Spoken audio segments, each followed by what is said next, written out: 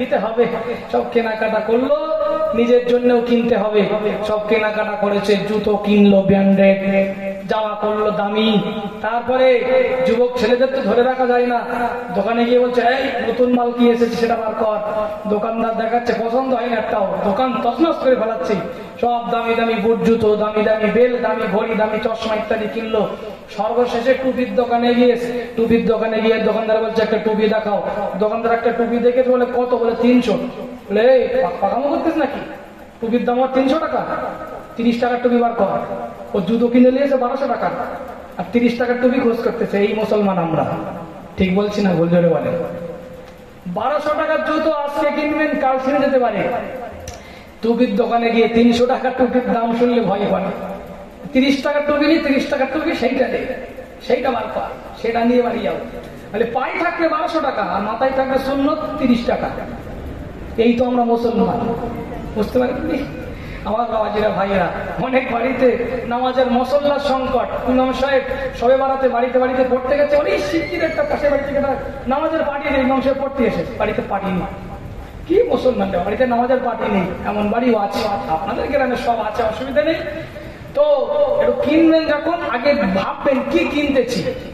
নবী সুন্নাত, আতরের দোকানে গিয়ে 100 টাকা আতরের দাম বলবো, 100 টাকা আমার আতরের দাম। অথচ বাড়িতে গিয়ে দেখো পারফিউম যেটাই মানে অ্যালকোহল দেওয়া আছে হারাম, 300-400 টাকা দাম। এই তো আমাদের অবস্থা। তো ভাইজান ভুল বুঝবেন না, ছোট ছোট বাক্যে এটা শিক্ষণীয় কিছু কথা বললো, এগুলো আমাদের পরিবর্তন হতে হবে। আল্লাহ পাক তৌফিক দেন, কবুল করেন, বলেন আমিন। সকলে সূরা ফাতিহা শরীফ 3। আরেকটা ঘোষণা, আগামীকাল তাওয়ারুক হবে। আচ্ছা, গোস্ত দিয়ে আগামীকাল খিচুড়ি হবে, খুশির একটা সংবাদ, বুঝতে পেরেছেন? আবহাওয়াটাও সেরকম, খাওয়ার আবহাওয়া, বুঝতে পেরেছেন?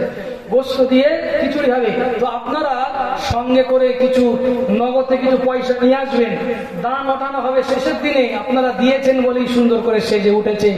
তো আগামীকাল কোনো ধার বাকি নয়, নগদে মায়েরা, বোনেরা, আব্বাজানেরা, ভাইজানেরা কিছু কিছু পয়সা সঙ্গে করে নিয়ে আসবেন। আগামীকাল ইনশাআল্লাহ তাবারুক হবে, সেই কথা খেয়াল করে। আর জীবনের শুরুতে আপনারা দেরি না করে, 9:30টায় জীবনের শুরু হচ্ছে, তাও দেরি করছেন আপনারা আসতে। আমি আপনাদের খেদমাতে আরজ করব, আর 3 দিন মাত্র আছি, আমি অদম গুনাহগার এসেছি আর আসবো। তো আপনারা সকলে নির্দিষ্ট সময় চলে আসবেন। সূরা ফাতিহা শরীফ 3 বার, ইখলাস শরীফ 3 বার, কয়েকবার দরুদ শরীফ পড়েন, আখেরি মোনাজাত হবে আজকে দিনের মতো। বোরাকটাকে ধরে আজকিনা আল্লাহ নবীকে উঠতে বলা হয়েছে। বোরাক নড়াচড়া করে। ফেরেশতা জিবরাইল ধমক দিয়ে বললেন, হে বোরাক, তুমি কি জানো আজকে তোমার পিঠে কে সওয়ার হয়ে আজকে আল্লাহর সঙ্গে দিদার করতে যাবে? ফেরেশতা জিবরাইল বলেন, জানাকে না বানালে আল্লাহ তোমাকেও বানাতো না, আমাকেও বানাতো না। সেই আল্লাহ পাকের সবচেয়ে প্রিয় ব্যক্তি, সবচেয়ে প্রিয় মানুষ, তিনি হলেন সাইয়্যিদুল মুরসালিন।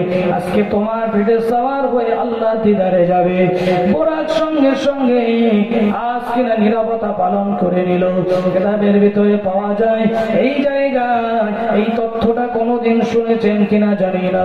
ও ভাইজান, গোলাপ ফুল এমন একটা জিনিস, গোলাপ ফুলকে সবাই ভালোবাসে, ছোট বাচ্চারা ভালোবাসে, যুবক ভাইয়েরা ভালোবাসে, বয়স্ক মানুষেরা ভালোবাসে, মেয়েরা ভালোবাসে। গোলাপ ফুলকে সবাই পছন্দ করে। পৃথিবীর জমিনে যত মানুষ রয়েছে, গোলাপ ফুল দেখালে পছন্দ করে না এমন কোন মানুষ পৃথিবীতে নাই। কিতাবের ভিতরে রয়েছে এই জায়গায় আল্লাহ নবীর শরীর থেকে এক ফোঁটা ঘাম আজকে আল্লাহ পাকের জমিনে পড়ে গেছে। জমিনে পড়ে যাওয়ার সঙ্গে সঙ্গে ওই জায়গা থেকে একটা গাছ হয়ে গেল। ওই গাছটা একটা ফুল ফুটে গেছে। ওই ফুলটা আর অন্য কোন ফুল নয়, ওই ফুলটা হলো বাবা গোলাপ ফুল। জোরে বলুন সুবহানাল্লাহ। গোলাপ ফুল সবার প্রিয়। ছেলে বিয়ে করতে যাবে, বন্ধুদের ডেকে ডেকে বলছে ফুল দিয়ে গাড়ি সাজাতে হবে। বন্ধুরা বলে চিন্তা নেই, 10 জন মিলে ভালো করে সাজাবো, রাস্তা দিয়ে গাড়ি যাবে। আর বললে একটা গাড়ি, একটা গাছ, শত শত গোলাপ দিয়ে সাজায়। গোলাপ ফুল আবার একে অপরকে বন্ধুদের দেয়। এটা রাসূলুল্লাহর পাসিনা মোবারক থেকে, ঘাম শরীর থেকে তৈরি। জোরে বলুন সুবহানাল্লাহ। এই জোরে বলতে পারলেন না সুবহানাল্লাহ? গোলাপ ফুল কি থেকে তৈরি? রাসূলুল্লাহর ঘাম থেকে। ওই জন্য রাস্তায় পড়ে থাকলে অসম্মান করবেন না, তুলে নেবেন, সম্মান করবেন, পায়ের তলায় যেন খবরদার না পড়ে, সম্মান আছে গোলাপ ফুলের। ওই জন্যে রাসূলুল্লাহ বলেছেন সাহাবীদের যে যখন কেউ যদি আমি রাসূলুল্লাহ আমার গায়ের ঘেরানটা নিতে চাই, সে যেন গাছ থেকে টাটকা গোলাপ ফুল একবার শোকে। জোরে বলুন সুবহানাল্লাহ। আল্লাহ নবীকে ওই বোরাকের পিঠে বসিয়ে দেওয়া হয়েছে। আল্লাহ নবী বলতে লেগেছে, বোরাকটা এত দ্রুত যায়, আমার পলকটা চলে গেছে, চোখের পলকটা যত দূরে চলে যায়, চোখের দৃষ্টি যত দূরে যায়, তত স্পিডে বোরাকটা যায়। আজকে দিনে খুব দ্রুত ট্রেন গুলো বার হয়ে গেছে, দ্রুত প্লেন বার হয়ে গেছে, ঘন্টায় 1000 কিলোমিটার চলে যায়। আরো দ্রুত যানবাহন, দ্রুত প্লেন রয়েছে যেটা নাকি ঘন্টায় 2000 কিলোমিটার চলে যায়। কিন্তু না না, আল্লাহ নবী বলেন চোখের দৃষ্টি যত দূরে যায় বোরাকটা তত স্পিডে চলে যায়। যেতে যেতে যেতে যেতে আল্লাহ পাক রব্বুল আলামিনের কাবা বাইতুল্লাহ থেকে ফিলিস্তিনের গাজা শহরে বাইতুল মুকাদ্দাসের দিকে বোরাক যেতে লেগেছে। আল্লাহ পাক রব্বুল আলামিন কোরআনুল কারীমে 15 নম্বর পারার প্রথম পৃষ্ঠায় সূরা বনী ইসরাঈলের প্রথম আয়াতে বললেন, সুবহানাল্লাযী আসরা বিআবদিহি লাইলাম মিনাল মাসজিদিল হারাম ইলাল মাসজিদিল আকসাল্লাযী বারাকনা হাওলাহু লিনুরিয়াহু মিন আয়াতিনা ইন্নাহু হুয়াস সামিউল বাসীর। সুবহানাল্লাযী, বরকতপূর্ণ হলো ওই সত্তা, ওই জাত, আসরা বিআবদিহি, যিনি জানার প্রিয় বান্দাকে, প্রিয় মানুষটাকে লাইলাম রাতের কিছু অংশে মিনাল মসজিদিল হারামি, মসজিদে হারাম থেকে ইলাল মসজিদিল আকসা, মসজিদে আকসা পর্যন্ত ভ্রমণ করিয়েছে। ও ভাইয়েরা, বোরাক চলছে, চলতে চলতে চলতে চলতে আল্লাহ নবীর নাকে বিরাট একটা সুগন্ধি এসে গেছে। ও ভাই জিবরাইল, মনে হয় জান্নাতের সন্নিকটে চলে এসেছি, ওই জন্যে সুগন্ধি পাওয়া যায়। ফেরেশতা জিবরাইল জবাব দিয়েছিলেন, ইয়া রাসূলুল্লাহ, ইয়া হাবিবাল্লাহ, এখনো জান্নাত তো অনেক দূরের কথা, আমরা এখনো বাইতুল মুকাদ্দাসে আসিনি, তাহলে সুগন্ধি কোন জায়গা থেকে? ফেরেশতা জিবরাইল বলেছিলেন, ইয়া রাসূলুল্লাহ, হাবিবাল্লাহ, এই সুগন্ধিটি একটা মেয়ের কবর থেকে আসছে। ওই মেয়েটার নাম হলো মেনেস্তা। ফিরাউনের বাড়িতে, ফিরাউনের বিভিন্ন মাসিয়া, তার কোন সন্তান ছিল না, একটা মেয়েকে আজ কিনা নিজের বাড়িতে পুষেছিল। ওই মেয়েটার মাথার চুল আশ্রে দেওয়ার জন্য ওই মহিলাটাকে ভাড়া করে রাখা হয়েছিল। একদিন ফিরাউনের ওই পোষা মেয়েটার চুল আশ্রাতে ছিল, এমন সময় চিরুনিটা নিচে পড়ে গেছে, আল্লাহর নাম নিয়ে চিরুনিটা উঠিয়েছে। সঙ্গে সঙ্গে ফিরাউনের মেয়ে বলে, এই তুমি কার নাম নিয়ে চিরুনি উঠিয়েছ? আমার আব্বা হলো সবচেয়ে বড় খোদা, কারণ ফিরাউন নিজেকে খোদা দাবি করেছিল, আনা রব্বুকুমুল আলা, আমি হলাম সবচেয়ে বড় খোদা। সেই সময় ওই উম্মে মেস্তা নামক মেয়েটি বলেছিল, আমি তোমার পিতাকে খোদা বলে মানি না, আমি খোদা বলে মানি বনি ইসরাঈল অর্থাৎ নবী মূসা যে খোদাকে খোদা বলে মানে, আমি সেই খোদাকে খোদা বলে মানি। এই সংবাদটি ফিরাউনের কাছে চলে গেল, আমার বাড়িতে থাকবে, আমার বাড়িতে মাইনে নেবে, আমার বাড়িতে শোবে, আমার খাবে, আর মূসার খোদাকে রাখবে, এটা হতে পারে না। ভাইজানেরা অত্যাচার শুরু করে দিল। 4 সন্তান, 3টেকে নিজের চোখের সামনে জবাই করে দিল। ছোট একটা কোলে দুগ্ধপোষ্য শিশু ছিল, এই বাচ্চাটাকে নিয়ে একটা বিরাট কড়াই তেল গরম করেছে, তেলটা টকবক টকবক টকবক টকবক করে ফোটে। এমন সময় মেয়েটাকে দেখে বলে, এ উম্মে মেস্তা, তুমি যদি আমাকে খোদা বলে না মানো, তোমার চোখের সামনে তোমার কোলের বাচ্চাকে তেলের ভিতরে ছেড়ে দেওয়া হবে। তাই করা হলো। মায়ের সামনে বুকের সন্তানকে নিয়ে, সন্তানকে কেড়ে নিয়ে তেলের ভিতরে ছেড়ে দেওয়া হয়েছে, মাছের মতো ভেজে গেল। আজকে না ফেরান ভাই উড়ে জান্নাতে চলে গেল, কিন্তু না না, আল্লাহকে ভুলে গেল না। শেষ পর্যায়ে ওই মেয়েটাকেও ফেরাউন মেরে দিল। ওই মেয়েটাকে কবর দেওয়া হয়েছে, ওই কবর থেকে আল্লাহ পাক জান্নাতের সুগন্ধি জারি করে দিয়েছিল। জোরে বলুন সুবহানাল্লাহ। আল্লাহ নবী আরো বলেন, ওখান থেকে আরো একটু আগে গেলাম, ওই জায়গায় গিয়ে দেখি বিরাট একটা ছোট টিলা রয়েছে। ওই জায়গায় নবী মুসা আলাইহিস সালাম নিজের কবরের উপরে দাঁড়িয়ে দাঁড়িয়ে নামাজ আদায় করতেছিল। আমি রাসূলুল্লাহ আমাকে দেখে সালাম দিলেন। আল্লাহ নবী বলেন, ওখান থেকে দ্রুত আবার বোরাকটা বাইতুল মুকাদ্দাসে পৌঁছে গেল। বাইতুল মুকাদ্দাসের ওই জায়গায় বোরাকটাকে এক জায়গায় বেঁধে দেওয়া হয়েছে। আল্লাহ নবী বলেন, আমার সামনে এক লোটা পানি দেওয়া হলো, আমি ওযু করে নিলাম। ওযুর 4টে ফরজ রয়েছে। 1 নম্বর মুখমণ্ডল ধৌত করা, 2 নম্বর হাতের কোনা পর্যন্ত ধৌত করা, 3 নম্বর 4 ভাগের 1 ভাগ মাথা মোছা করা, 4 নম্বর পায়ের গিট পর্যন্ত ধৌত করা। রাসূলুল্লাহ ওযু করে নিলেন। তারপরে শাসকিনা ফারিস্তা জিবরিল আমিন 4টে পানি ধরলেন। একটা সুন্দর করে একটা তেলেতে 4টে গ্লাসে 4 রকম পানি রয়েছে। একটাই পানি, আরেকটাই হলো শরাব, আরেকটাই হলো মধু, আরেকটাই দুধ রয়েছে। ইয়া রাসূলুল্লাহ, হাবিবাল্লাহ, এই 4টের ভিতরে যেটা আপনার পছন্দ আপনি পান করে নেন। আল্লাহ নবী 4টের দিকে একবার করে তাকিয়ে দুধটাকে নিয়ে আল্লাহ নবী পান করে নিলেন। ও ভাইরা, ফারিস্তা জিবরাইল ডেকে ডেকে আল্লাহ নবীকে বলেছিলেন, ইয়া রাসূলুল্লাহ, ইয়া হাবিবাল্লাহ, হুজুর আপনি ঠিক পিয়ালাটা নিয়েছে, দুধটাকে পান করে নিয়েছে। কিতাবের ভিতরে মুফাসসিররা লিখেছেন, আল্লাহ নবী দুধ পান করলেন। এই যে সফরের একটা বিরাট কষ্ট, এই কষ্টটা একেবারে নিবারণ হয়ে গেল। দুধ এমন একটা খাদ্য, প্রতিদিন যদি কোনো মানুষ দুধ পান করে, তার শরীরে এত পরিমাণে এনার্জি আসবে, শরীরটা আস্তে আস্তে সুপুষ্ট হবে। ওই জানেন আব্বা জানেরা, আল্লাহ নবী এই মেরাজের আগে আরেকবার সিনা চাক হয়েছিল। ওই জানেরা, আল্লাহ নবী একেবারে রেডি হয়ে গেছে, বোরাকটাকে বাঁধা বেঁধে রাখা হয়েছে। ওইদিকে আজান শুরু হয়ে গেল। ও ভাই জিবরাইল, আজানের আওয়াজ কোন জায়গা থেকে আসে? বাইতুল মুকাদ্দাসের ভিতরে আজান শুরু হয়ে গেছে, ইকামত শুরু হয়ে গেল।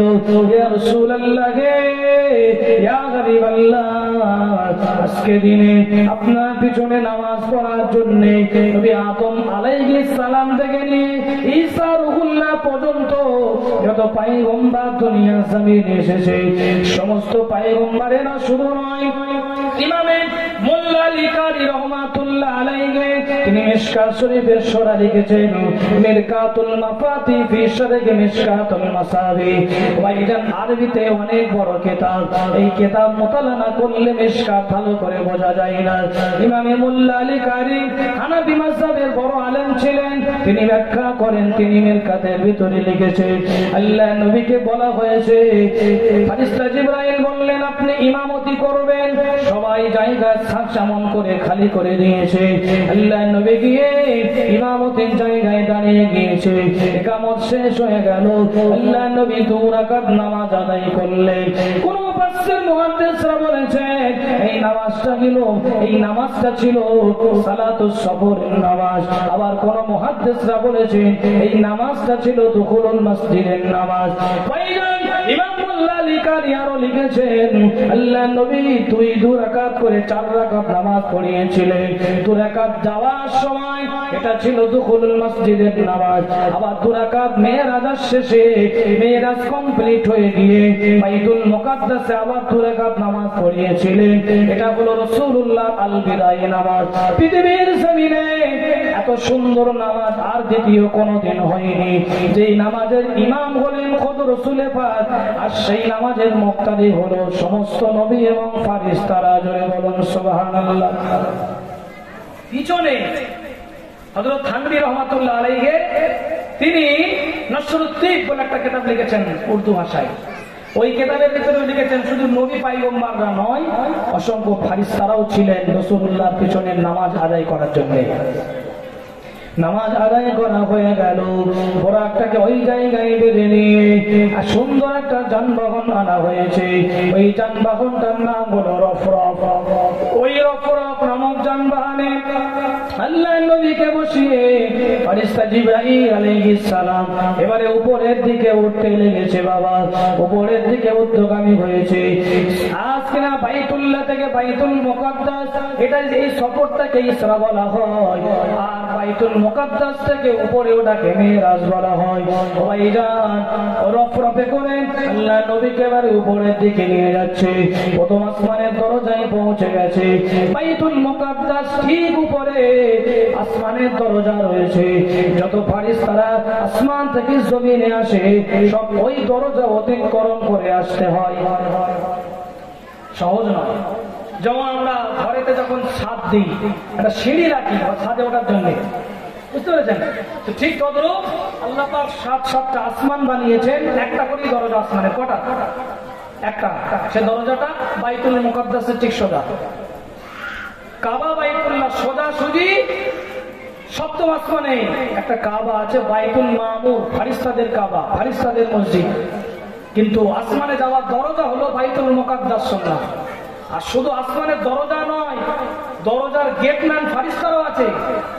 অত সহজ নয়, যে ইচ্ছা সে চলে যাবে আসমানে, সহজ নয়। এক একটা আসমানে এক এক ফেরেশতাকে আল্লাহ দারোয়ান হিসাবে দায়িত্ব দিয়ে রেখেছেন।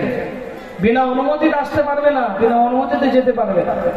স্বাভাবিক একটু বড় একটা মহল করলে, হ্যাঁ শপিং মহল করলে তাই গেটম্যান রেখে দেয়। আর একটু আসমান, ভাইজানের আব্বা জানেরা, আল্লাহ নবীকে সঙ্গে করে নিয়ে ফেরেশতা জিবরিল আমিন প্রথম আসমানে চলে গিয়েছে। খুলে দাও আসমানের দরজা, খুলে দাও। মান আনতা, তুমি কে? আনা জিবরাইল, আমি হলাম জিবরাইল। তোমার সঙ্গে কে রয়েছে? আমার সঙ্গে আখির জামানার নবী রয়েছে। তানাকাকে কি ইনভাইট করা হয়েছে? বলে হ্যাঁ, আল্লাহ পাকের পক্ষ থেকে দাওয়াত দেওয়া হয়েছে। সঙ্গে সঙ্গে আসমানের দরজা খুলে দেওয়া হলো। আল্লাহ ফেরেশতা আসমানের দরজা খুলে দিলেন। প্রথম আসমানে আল্লাহ নবী পৌঁছে গেছেন। আল্লাহ নবী গিয়ে দেখে একজন নবী ওই প্রথম আসমানে বসে রয়েছে। যে নবীটাকে আল্লাহ পাক 1000 বছর হায়াত দিয়েছিলেন, যে নবীটা পৃথিবীর জমিন থেকে যেদিন বিদায় নিয়েছিলেন, সেই দিন তার আওলাদের সংখ্যা ছিল 40,000। আপনাদের ভিতর থেকে একজন বলুন ওই নবীটার নাম কি? হযরত নবী আদম আলাইহিস সালাম। নবী আদম আলাইহিস সালামের সঙ্গে দেখা হয়ে গেল। আল্লাহ নবী ওয়েলকাম, স্বাগতম জানালেন। নবী আদমের সঙ্গে কিছু সময় কথা হলো। আল্লাহ নবী আদমকে বিদায় জানিয়ে আবার তৃতীয় আসমানের দিকে রওনা হয়েছে। একই প্রশ্ন করা হলো, মান আনতা, তুমি কে? আনা জিবরাইল, আমি জিবরাইল। আপনার সঙ্গে কে আছে? আখির জামানার নবী আছে। আল্লাহ পাক ইনভাইট করেছেন, দাওয়াত করেছেন, দিদার হবে। কোন ফেরেশতা আল্লাহকে দেখেনি, খোদ ফেরেশতা জিবরাইল তিনিও আল্লাহকে কোনোদিন দেখেননি। দ্বিতীয় আসমানের দরজা খুলে দেওয়া হলো। দ্বিতীয় আসমানে নবীজি গিয়ে দেখেন দুজন নবী বসে আছে। একজন নবী হলেন বিনা বাপে যে নবীর জন্ম হয়েছে, বিনা বাপে যে নবীজি আসমানে রয়েছেন, কিয়ামতের আগে দুনিয়ায় আসবে। বাইতুল মুকাদ্দাসের বাবুল লুত নামক দরজার কাছে দাজ্জালকে হত্যা করবে। ওই নবীটার নাম হলো হযরত ঈসা রূহুল্লাহ। তার সঙ্গে নবী ইয়াহইয়া আলাইহিস সালাম, দুজন নবীর সঙ্গে দেখা হয়ে গেছে। ওয়েলকাম, স্বাগতম জানানো হলো। এই সময় কথাবার্তা বললেন। আল্লাহ পাক রব্বুল আলামিন দুনিয়ার আন্নিং গতি, বার্ষিক গতি, ঘড়ির কাঁটা একেবারে নিস্তব্ধ করে দিয়েছে। ওখান থেকে এবার তৃতীয় আসমানের দিকে রওনা হলেন। তৃতীয় আসমানের দরজায় ফেরেশতা কি প্রশ্ন করলেন, মান আনতা? আনা জিবরাইল, আমার সঙ্গে আখির জামানার নবী। আল্লাহ পাক দাওয়াত করেছেন, দরজা খুলে দেওয়া হয়েছে। তৃতীয় আসমানে গিয়ে চলে গিয়েছে।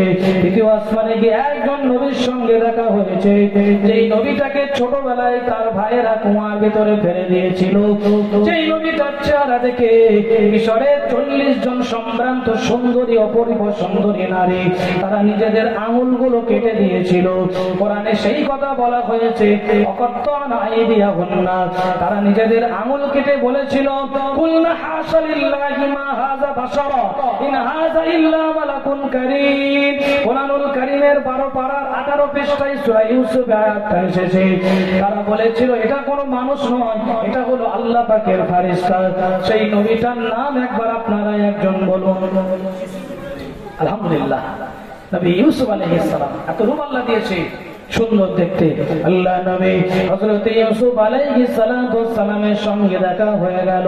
ওয়েলকাম, স্বাগতম জানালেন, কংগ্রাচুলেশন জানালেন। ওখান থেকে আবার বিদায় নিয়ে চতুর্থ আসমান, একটা আসমান থেকে আর একটা আসমান 500 বছরের রাস্তা, আবার একটা আসমান 500 বছরের রাস্তার মতো মোটা। এইভাবে করে অতিক্রম করেন চতুর্থ আসমানের দরজায়। একই প্রশ্ন একই উত্তর বারবার বলছি না, দরজা খুলে দেওয়া হয়েছে। চতুর্থ আসমানে গিয়ে দেখে একজন নবী বসে আছে, যেই নবী ইন্তেকাল করার আগে আল্লাহকে বলেছিল, আল্লাহ আমি একবার আপনার জান্নাতটা দেখতে চাই। ফেরেশতা আজকে না জিবরাইলের সঙ্গে বন্ধুত্ব করে জান্নাতের ভিতরে গিয়ে বলে আমি আর বার হব না। আল্লাহ পাক বলে সর্বনাশ, মৃত্যু ছাড়া তো জান্নাতে যাওয়া যাবে না। সেই নবীটার নাম একবার আপনারাই বলুন, হযরত নবী ইদ্রিস আলাইহিস সালাম। ইদ্রিস নবী তিনি চতুর্থ আসমানে আছেন। আমাদের নবীকে দেখে ওয়েলকাম, স্বাগতম, কংগ্রাচুলেশন জানালেন। কিছু সময় আলাপ আলোচনা হলো, কথা হলো, সবার মনে মুখে একই কথা, হুজুর আপনি আজকে আল্লাহর সঙ্গে আপনার দেখা হবে, আমরা আপনিও আল্লাহকে দেখি। চতুর্থ আসমান পরিত্যাগ করে আবার পঞ্চম আসমানের দিকে রওনা হয়েছে। দরজা খুলে দাও, কে? আমি জিবরাইল, সঙ্গে আখির জামানার নবী। আল্লাহ পাক দাওয়াত করেছেন, দিদার হবে। পঞ্চম আসমানের দরজা খুলে দেওয়া হলো। একজন নবী বসে আছে, যেই নবীটাকে আল্লাহ পাক রব্বুল আলামিন নবী মূসার সঙ্গী বানিয়েছিলেন, তিনি হলেন হযরতে নবী হারুন আলাইহিস সালাম। নবী হারুন তিনি আল্লাহর নবীকে সালাম দিলেন, ওয়েলকাম, স্বাগতম, কংগ্রাচুলেশন জানালেন। ওখান থেকে বিদায় নিয়ে আবার ষষ্ঠ আসমানের দিকে যেতে লেগেছে। দরজা খুলে দাও, কে? আমি হলাম জিবরাইল, আমার সঙ্গে নবী রয়েছে সাইয়্যিদুল মুরসালিন, আল্লাহর সঙ্গে আজকে দিদার হবে। ষষ্ঠ আসমানের দরজা খুলে দেওয়া হয়েছে। ষষ্ঠ আসমানে গিয়ে দেখে নবী মূসা কালিমুল্লাহ ষষ্ঠ আসমানে বসে রয়েছে। হযরত নবী মূসা তিনি আল্লাহর কাছে আরজু করে বলেছেন, আল্লাহ পাক আমি আপনাকে দেখব, আমি আপনাকে দেখতে চাই। আল্লাহ পাক কোরআনুল কারীমের ভিতরে বললেন, লাম তারানি, তুমি কখনোই আমাকে দেখতে পাবে না। শুধু দেখতে পাবে না, লাম তারানি, হারগিজ नहीं, এর উর্দু হলো হারগিজ नहीं, বাংলা হলো কখনোই না, অসম্ভব। ওয়ালাকিন ইনজুর ইলাল জাবালি, তুমি ওই পাহাড়ের দিকে দৃষ্টি দাও। ওয়ালাকিন ইনজুর ইলাল জাবালি ফাইন ইস্তাইতাদি, ইত্যাদি অনেক ঘটনা। ওই দিকে যাব না, গেলে অন্যদিকে চলে যাবে। আমি মূসা আল্লাহকে দেখতে পেলেন না। আশিনা ওই পাহাড়ের দিকে নজর দিয়েছিলেন, 70,000 নূরের পর্দার ভিতর থেকে আল্লাহ পাক নূরের তাজাল্লি দিয়েছে। পাহাড়টা পুরো সুরমা হয়ে গেল। নবী মূসা বেহুশ হয়ে পড়ে গিয়েছিলেন। আল্লাহ পাক আবার কুদরতি ক্ষমতায়, আল্লাহ পাক নিজে তিনি কাদিরে মুতলাক, তার ক্ষমতায় আবার হুঁশ ফিরিয়ে দিয়েছিলেন। আল্লাহ নবী মূসা কালিমুল্লাহ আল্লাহর সঙ্গে কথা বলতেন, কিন্তু আল্লাহকে দেখতে পায়নি। আল্লাহ নবীকে সালাম জানালেন, ওয়েলকাম, স্বাগতম জানালেন। কিছু সময় কথা হলো, ওখান থেকে সপ্তম আসমানে যেতে লেগেছে। সপ্তম আসমানে দরজা খুলে দাও, কে? আমি জিবরাইল, আমার সঙ্গে আখির জামানার নবী। আল্লাহ পাক দাওয়াত করেছেন, দিদার হবে। ষষ্ঠ আসমানের দরজা খুলে দেওয়া হলো। এমন সময় দেখা গেল ষষ্ঠ আসমানে গিয়ে ওই যে ফেরেশতাদের একটা কাবা রয়েছে, ফেরেশতাদের মসজিদ রয়েছে। ওই মসজিদটার নাম হলো বাইতুল মামুর। ওই বাইতুল মামুরে হেলান দিয়ে আল্লাহ নবী হযরত ইব্রাহিম খলিলুল্লাহ বসে রয়েছে। জোরে বলুন সুবহানাল্লাহ। আল্লাহ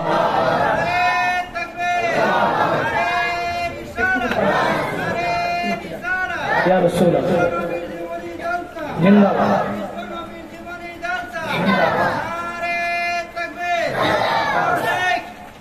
আমার আব্বা জানেরা, ভাই জানেরা, সপ্তম আসমানে রাসূলুল্লাহ পৌঁছে গেলেন। মুহাম্মদের সাথে দুরূদ শরীফ, আল্লাহুম্মা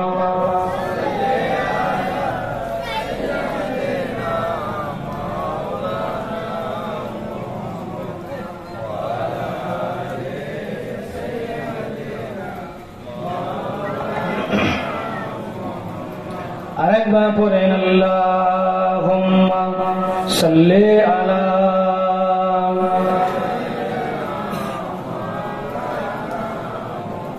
ওয়া আলা আলি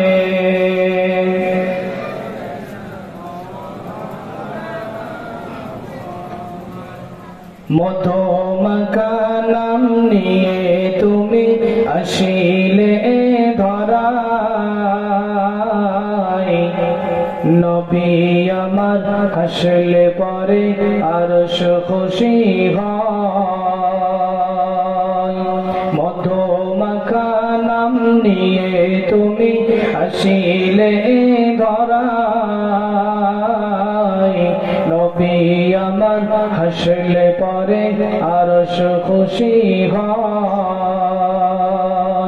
গর্বে থেকে নবী আমার যখন আসিল ভুবন জুড়ে রূপের মেলা তাকিয়ে দেখিল স্বামী হারা মা আমিনা অবাক হইল জান্নাত হতে হুরু পরীরা ধরাই আসিল শোনো মা আমিনা তোমার কোলে শোনো মা আমিনা তোমার কোলে আখের পয়গম্বর নবী আমার হাসলে পরে আরশ খুশি হয় মধুমাখা নাম নিয়ে তুমি আসিলে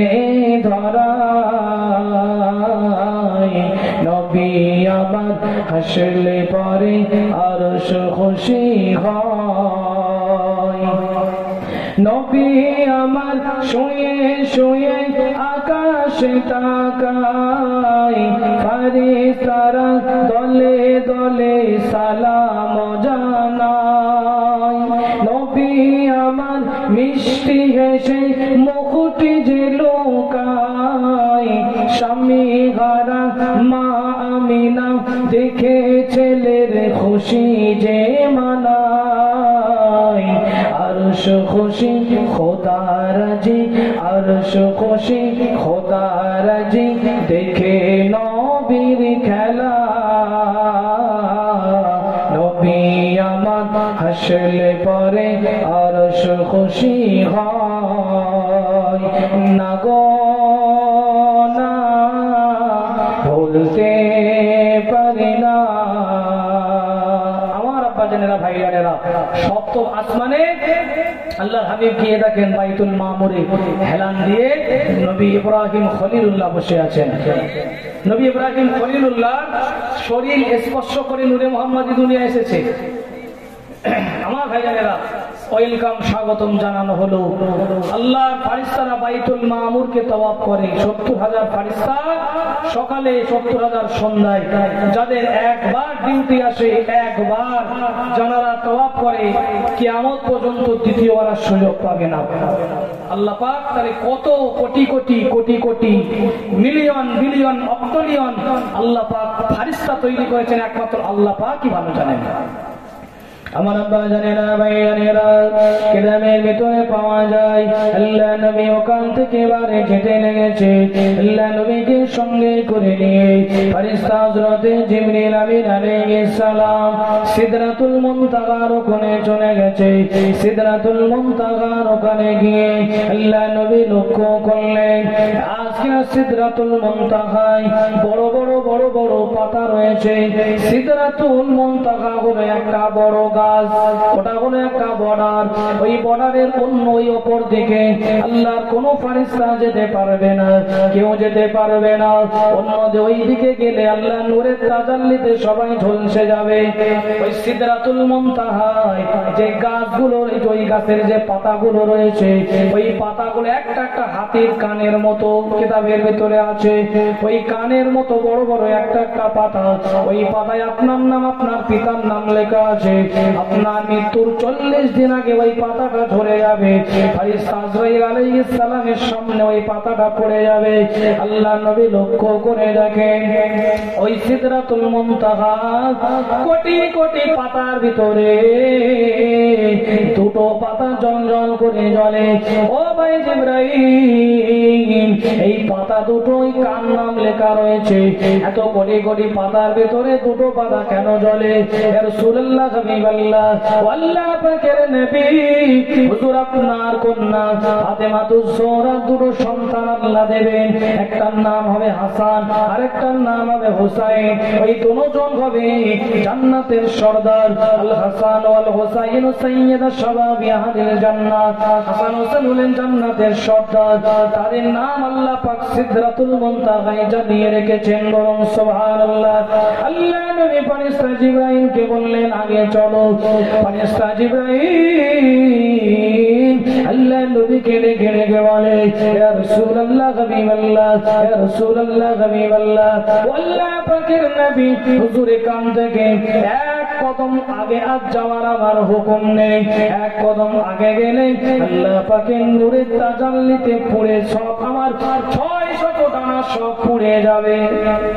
ও ভাই জিবরাইল, সেই বাইতুল্লাহ থেকে বাইতুল মুকাদ্দাস প্রথম, দ্বিতীয়, তৃতীয়, চতুর্থ, পঞ্চম, ষষ্ঠ, সপ্তম আসমান অতিক্রম করে বাইতুল মামুর ঘুরিয়ে সিদরাতুল মুনতাহায় এসে আমি রাসূলুল্লাহ, আমাকে একা ছেড়ে দিচ্ছ?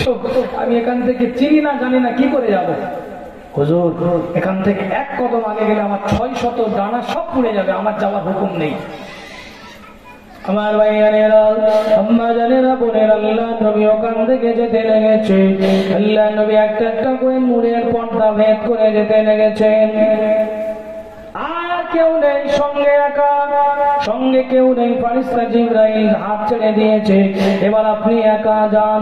আল্লাহ নবী একা যেতে লেগেছে। আল্লাহ দিদার হবে সমস্ত নূরের পর্দাগুলো ভেদ করে একেবারে আল্লাহ পাকের সন্নিকটে চলে গেছে।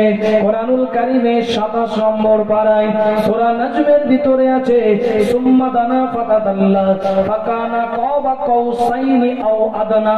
সুম্মা দানা, নিকটে চলে এলো। সুম্মা দানা, একেবারে নিকটে।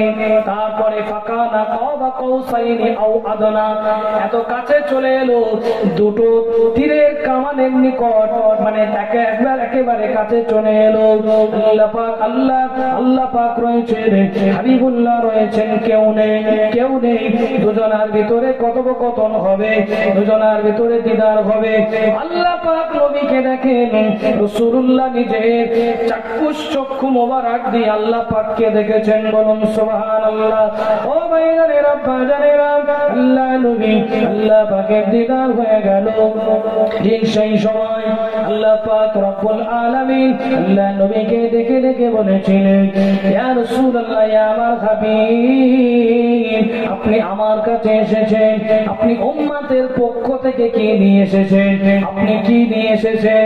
আল্লাহ নবী সেই সময় বলেছিলেন, আত-তাহিয়াতু লিল্লাহি ওয়াস-সালাওয়াতু ওয়াত-তাইয়্যিবাতু। এই পর্যন্ত তিনি তেলাওয়াত করলেন।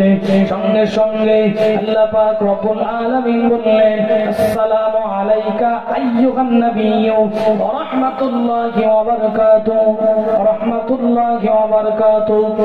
এই পর্যন্ত তিনি বললেন। সঙ্গে সঙ্গে আল্লাহ নবী উম্মতের কথা ভুলে যাননি, আমাদের কথা ভুলে যাননি, আপনাদের কথা ভুলে না গিয়ে আল্লাহ নবী এই জায়গায় বলেছিলেন, আসসালামু আলাইনা ওয়া আলা ইবাদিল্লাহিস সালিহিন। যেই সালাম আল্লাহ পাক আমার উপরে দিয়েছেন, ওই সালাম, ওই রহমত আর ওই বরকত আমার নেককার উম্মতিদের উপরেও থাকবে। জোরে বলুন সুবহানাল্লাহ। ও ভাইয়ানের, আব্বা জানেরা, আল্লাহ নবীর সঙ্গে কথোপকথন হচ্ছে, কথা হচ্ছে। ঠিক এমন সময় আল্লাহ পাক রব্বুল আলামিন, আল্লাহ নবী মেরাজ হয়েছে। আল্লাহ নবী আজ কিনা সচক্ষে আল্লাহকে দেখেছে। এটা নিয়ে পৃথিবীর জমিনে ওলামাদের অনেক ইখতিলাফ, যে যার কথা বলেছে বাদ দেন। আমরা আমাদের ঘরের কথাটা নেব। আমরা দেখব মুজাদ্দিদে জামান দাদা হুজুর কেবলা কি বলেছেন, আমরা দেখব খাজা মাইনুদ্দিন চিশতি কি বলেছেন, আমরা দেখব বড় পীর আব্দুল কাদের জিলানী, আজ কিনা বাহাউদ্দিন নকশবন্দি, আহমদ সেরহান্দি, মুজাদ্দিদ আল ফিসানি কি বলেছেন, সেই কথাটা আমরা নেব। আমাদের আহলে সুন্নাতুল জামাত অর্থাৎ হানাফি মাযহাবের মত হলো, আল্লাহ নবী চোখে আল্লাহ পাককে মেরাজের রাতে দেখেছে। আল্লাহ নবী খুশি প্রকাশ করলেন। আল্লাহ পাক নবী পাককে ডেকে ডেকে বলেন, হে আমার নবী, আজকে দিনে আল্লাহ পাক আপনার অন্তরে দুঃখটাকে মিটিয়ে দেওয়ার জন্য আমি আপনাকে ইনভাইট করেছি, দাওয়াত করেছি। আপনি আমার কাছে এসেও মনটা খারাপ, কারণ কি? ও রব্বুল আলামিন, আল্লাহ পাক, আমি রাসূলুল্লাহ, আমি আপনার হাবিব, আমার দিদার হয়েছে, আমি আপনাকে দেখেছি। আমার উম্মতেরা কি আপনাকে দেখতে পাবে না? তারা কি বঞ্চিত হয়ে যাবে? ভাইয়ারা মনোযোগ দিয়ে শোনেন।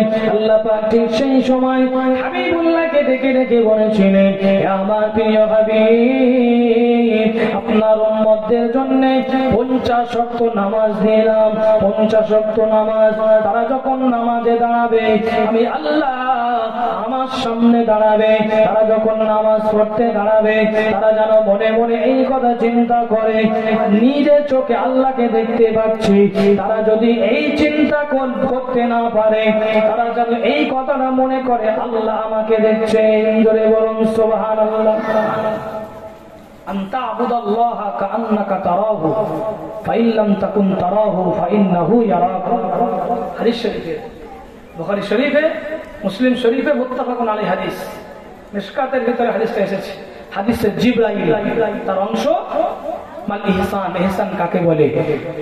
হাদিসটা জিবরাইল জিজ্ঞাসা করলেন, রাসূলুল্লাহ জবাব দিলেন যে আনতা আবুদাল্লাহ কাআন্নাকা তারাহু, তুমি যখন নামাজে দাঁড়াবে মনে মনে ভাববে আমি আল্লাহকে দেখতে পাচ্ছি। যদি না হয় এটা ভাববে ফাইন লাম তাকুন তারাহু ফাইন্নাহু ইয়ারাকা, আল্লাহ আমাকে দেখছে। রাসূলুল্লাহ পৃথিবীর জমিনে হাদিসের ভিতরে বললেন, as-সালাতু মিরাজুল মুমিন, নামাজ হলো আমার উম্মতের জন্য মেরাজ। ভাইজান, আল্লাহ পাকের সঙ্গে কথোপকথন হলো, কথাবার্তা হলো। 50 ওয়াক্ত নামাজ নিয়ে আল্লাহ নবী এবারে চলে আসছেন। কত সময় আল্লাহর সঙ্গে কথা হয়েছে কেউ বলতে পারেনি, একমাত্র আল্লাহ জানেন, একমাত্র নবী জানেন। ভাইজানেরা, বাজানেরা, কিতাবের ভিতরে পাওয়া যায় আল্লাহ নবী চলে আসতেছে। ষষ্ঠ আসমানে নবী মুসার সঙ্গে দেখা হয়েছে। আল্লাহ নবী মুসা উলিল আজম পয়গম্বর ছিলেন। নবী পাককে ডেকে জিজ্ঞাসা করলেন আল্লাহর পক্ষ থেকে, আপনার উম্মতের জন্য কি নিয়ে এসেছেন?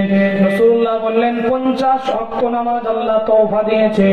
ইয়া রাসূলুল্লাহ, হাবিবাল্লাহ, হুজুর একটা বার চলে যান, আপনার উম্মতি 50 ওয়াক্ত নামাজ পড়তে পারবে না। আল্লাহ নবী চলে গেলেন। আল্লাহ পাকের কাছ থেকে 5 ওয়াক্ত কমিয়ে 45 ওয়াক্ত।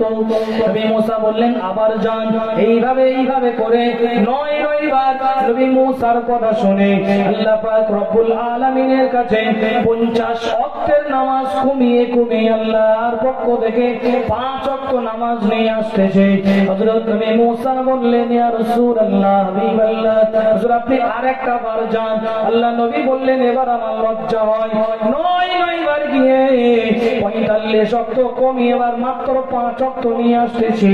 24 ঘন্টার ভিতরে আমার উম্মতি 5 ওয়াক্ত নামাজ কি পড়তে পারবে না?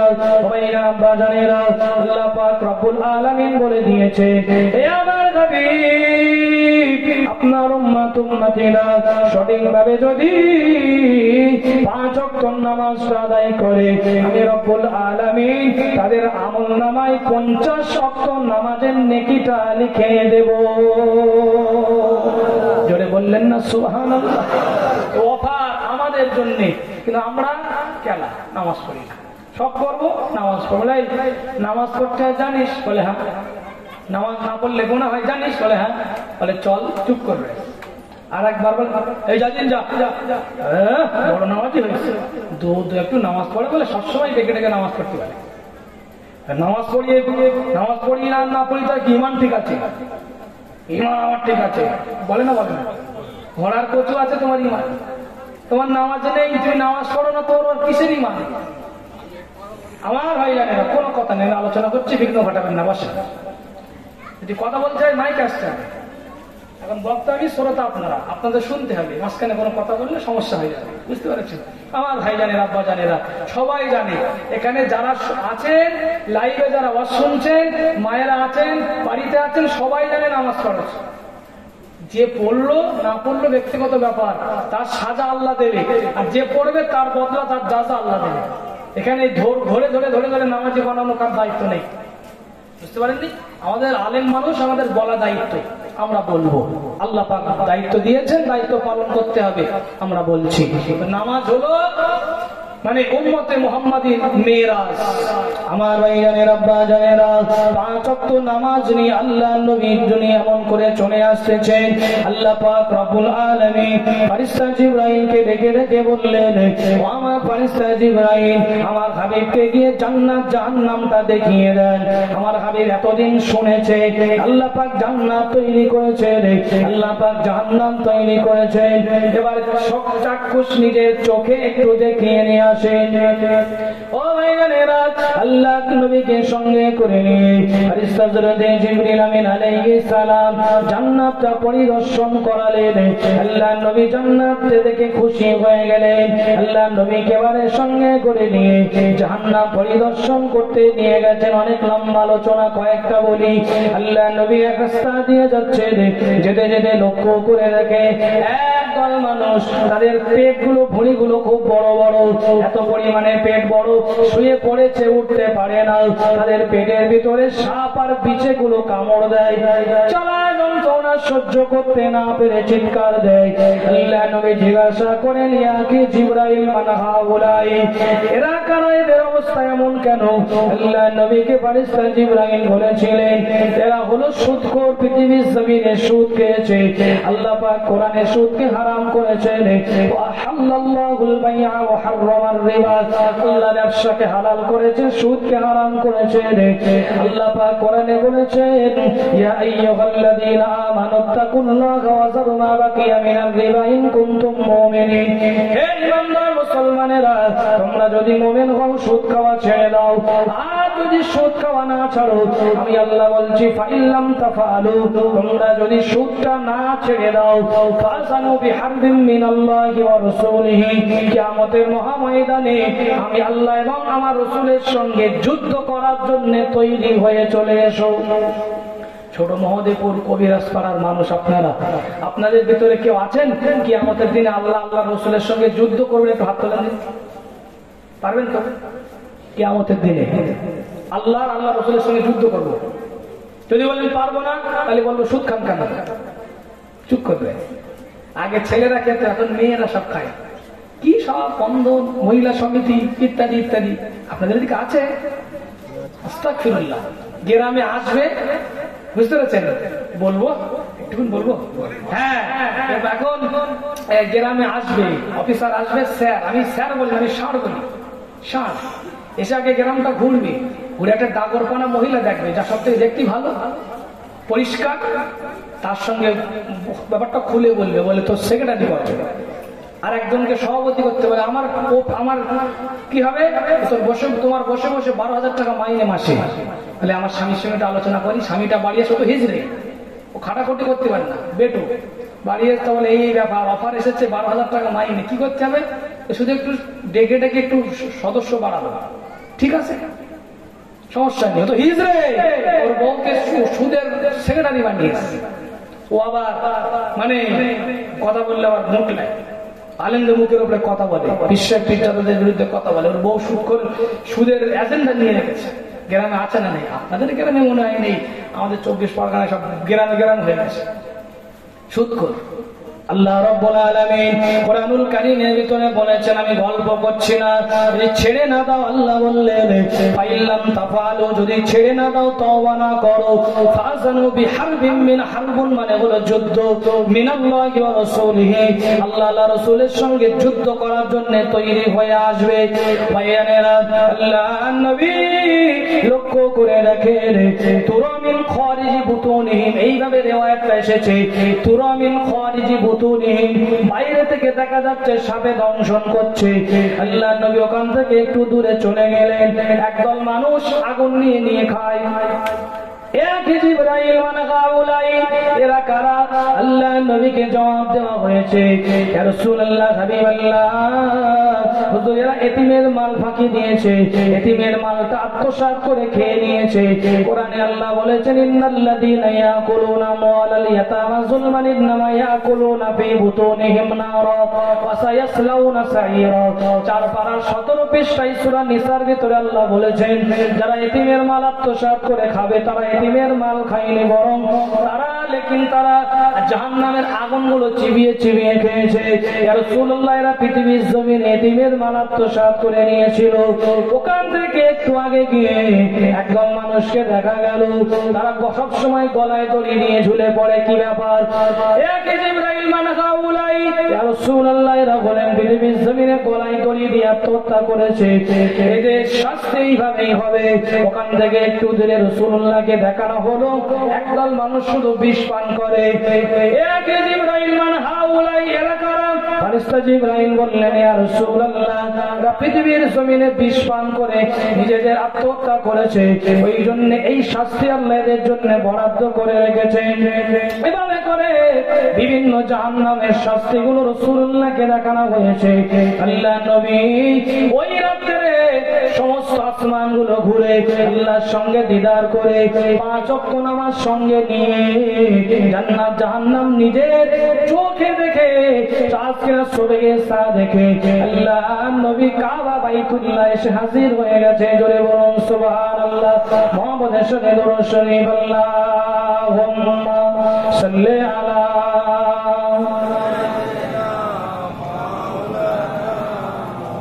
ওয়া আলা আলি। জবান খুলে একটু একসঙ্গে পড়েন না, খুব ভালো লাগবে।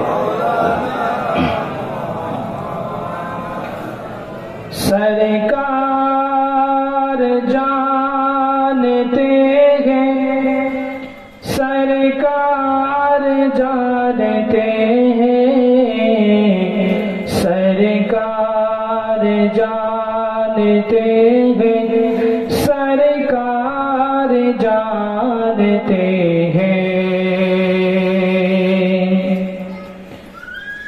शाखे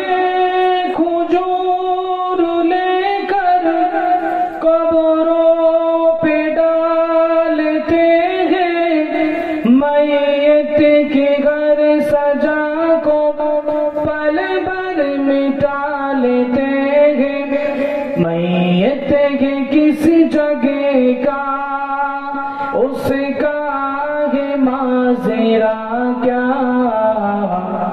कब्रों में हाल क्या है, सरकार जानते हैं, सरकार जानते हैं, सरकार जानते हैं, सरकार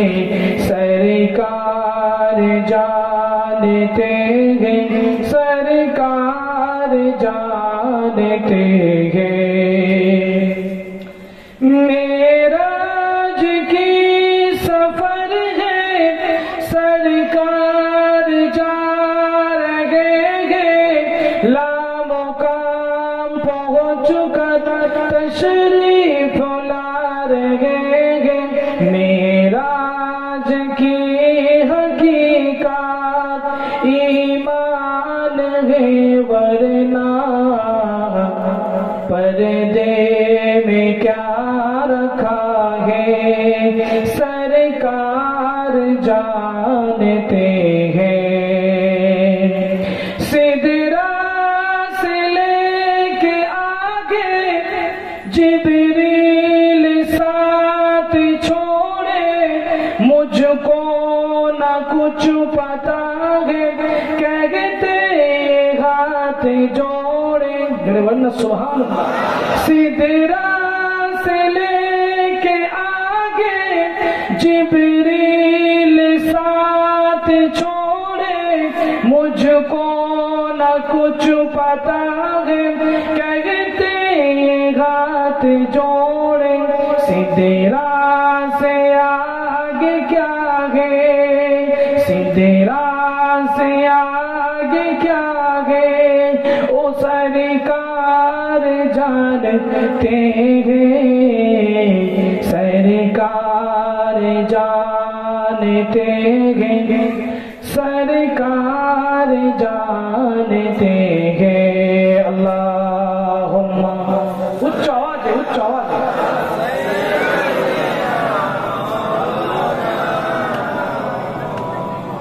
वाला आले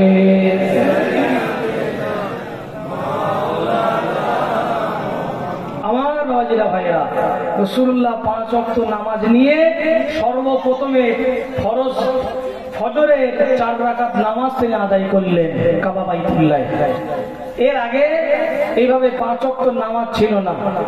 কোরআনুল কারীমের অন্যান্য হুকুমগুলো আয়াত নাজিল হয়েছে, আর নামাজ রাসূলুল্লাহ নিজের সঙ্গে করে আল্লাহ পাকের পক্ষ থেকে নিয়ে এসেছেন। হজের আয়াত নাজিল হয়েছে, কুরবানির আয়াত নাজিল হয়েছে, তারপরে রোজার আয়াত নাজিল হয়েছে, দান সাদকার আয়াত নাজিল হয়েছে, আর ইত্যাদি আয়াতগুলো নাজিল হয়েছে। জিবরাইল ফেরেশতা আয়াত দিয়ে গেছেন, কিন্তু নামাজ রাসূলুল্লাহ মেরাজের সঙ্গে করে নিয়ে এসেছেন। ওই জন্য কলেমার পরেই আগে নামাজ। আমার ভাইজানেরা, আল্লাহ নবী কাবা বাইতুল্লাহর সামনে বসে আছে, আল্লাহ নবী একা বসে রয়েছে। মক্কার কাটকার কাফের আবু জেহেল আল্লাহ নবীকে দেখতে পেয়ে সকাল সকাল আবু জেহেল এসে আল্লাহ নবীর কাছে এসে বলতে গেছে, হে আব্দুল্লাহর বেটা মুহাম্মদ, প্রতিদিন নতুন নতুন কথা বলো, আজকে কি কোনো কথা রয়েছে? আল্লাহ নবী বললেন, গত রাতে আমার মেরাজ হয়েছে বাইতুল্লাহ থেকে মুকাদ্দাস, সেখান থেকে সপ্তম আসমান আল্লাহর সঙ্গে দিদার করে জান্নাত জাহান্নাম থেকে 5 ওয়াক্ত নামাজ নিয়ে এসেছি। আবু জেহেল হি করে হাসতে হাসতে চলে গেছে। মিথ্যা বলা ভালো, কিন্তু সীমা লঙ্ঘন করা ভালো না। বাইতুল্লাহ থেকে বাইতুল মুকাদ্দাস 1 মাসের রাস্তা, আসা 1 মাসের রাস্তা। আবু জেহেল বলে, আমি 2 বার গিয়েছি। আর তুমি বলো রাতারাতির ভিতরে আজ না চলে গিয়েছি, রাতারাতির ভিতরে চলে গিয়েছি। প্রতিমধ্যে একটা ঘটনা ঘটেছে, তাফসীর তাবারীর ভিতরে ঘটনাটি রয়েছে। আল্লাহ নবীর মেরাজ হয়েছে ওই দিন সকালবেলা, ওই দিন রাত্রের বেলা বাইতুল মুকাদ্দাসের যিনি খাদিম ছিলেন তার নাম হলো ইলাল। ওই ব্যক্তিটি গিয়ে বাইতুল মুকাদ্দাসের দরজা লাগাতে যাবে, দরজা লাগে না। জানালা লাগাবেন, জানালা লাগে না। রাত্রের বেলা আপনাদের মসজিদের দরজাটাও লাগিয়ে দেওয়া হয়, সকালবেলা আবার খোলা হয়। তাফসীরে তাবারীর ভিতরে আছে, ওই ইলা নামক ব্যক্তিটি মুকাদ্দাসের খাদিম, বাইতুল মুকাদ্দাসের দরজা লাগাতে পারে না। ইঞ্জিনিয়ারকে ডাকা হলো, আজ কিনা মিস্ত্রিকে ডাকা হলো। মিস্ত্রি এসে চেষ্টা করে দেখে কোন রকম ভাবে বাইতুল মুকাদ্দাসের দরজা লাগানো যায় না। মিস্ত্রি বলে, আজকে রাতের জন্য এইভাবে ছেড়ে দাও, সকালবেলা আমি ভালো করে দেখবো। তাফসীর তাবারীর ভিতরে আছে, ওই ব্যক্তিটি ইলা নামক ব্যক্তিটি বলে, ফজরের নামাজের পরে সুবহে সাদেক হয়ে গেল, আমি বাইতুল মুকাদ্দাসে দরজাটা লাগালাম, ভালোভাবে লেগে গেল, আবার খুললাম, আবার খুলে গেল, আবার লাগালাম, আবার লেগে গেল।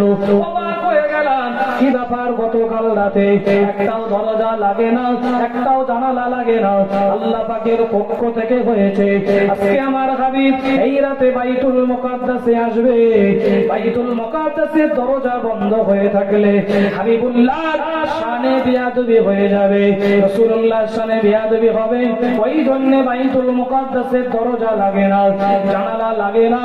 ইঞ্জিনিয়ার অবাক হয়ে গেল, কিন্তু কিতাবের ভিতরে আছে আল্লাহ নবী সসম্মানে ওই জায়গায় বসে আছে।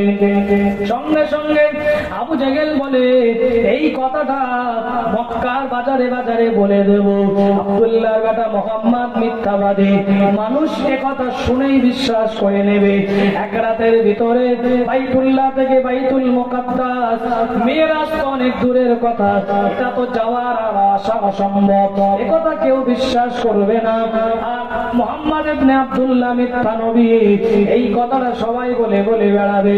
আবু জেহেল এই চিন্তা চেতনা নিয়ে ওই রাস্তা দিয়ে যেতে লেগেছে। সকাল সকাল আল্লাহ নবীর প্রাণপ্রিয় সাহাবী, একেবারে খুব কাছের মানুষ হযরতে আবু বকর হুজুরের সঙ্গে দেখা হলো। হে আবু বকর, তোমার বন্ধু মুহাম্মদ ইবনে আব্দুল্লাহ মিথ্যা বলা শুরু করেছে। বলে কি? বলে এই ব্যাপার, গত রাতে নাকি কাবা থেকে বাইতুল মুকাদ্দাসে গিয়েছে, আবার ভ্রমণ করে সপ্তম আসমান আল্লাহ দিদার করে জান্নাত জাহান্নাম দেখে নাকি এসেছে।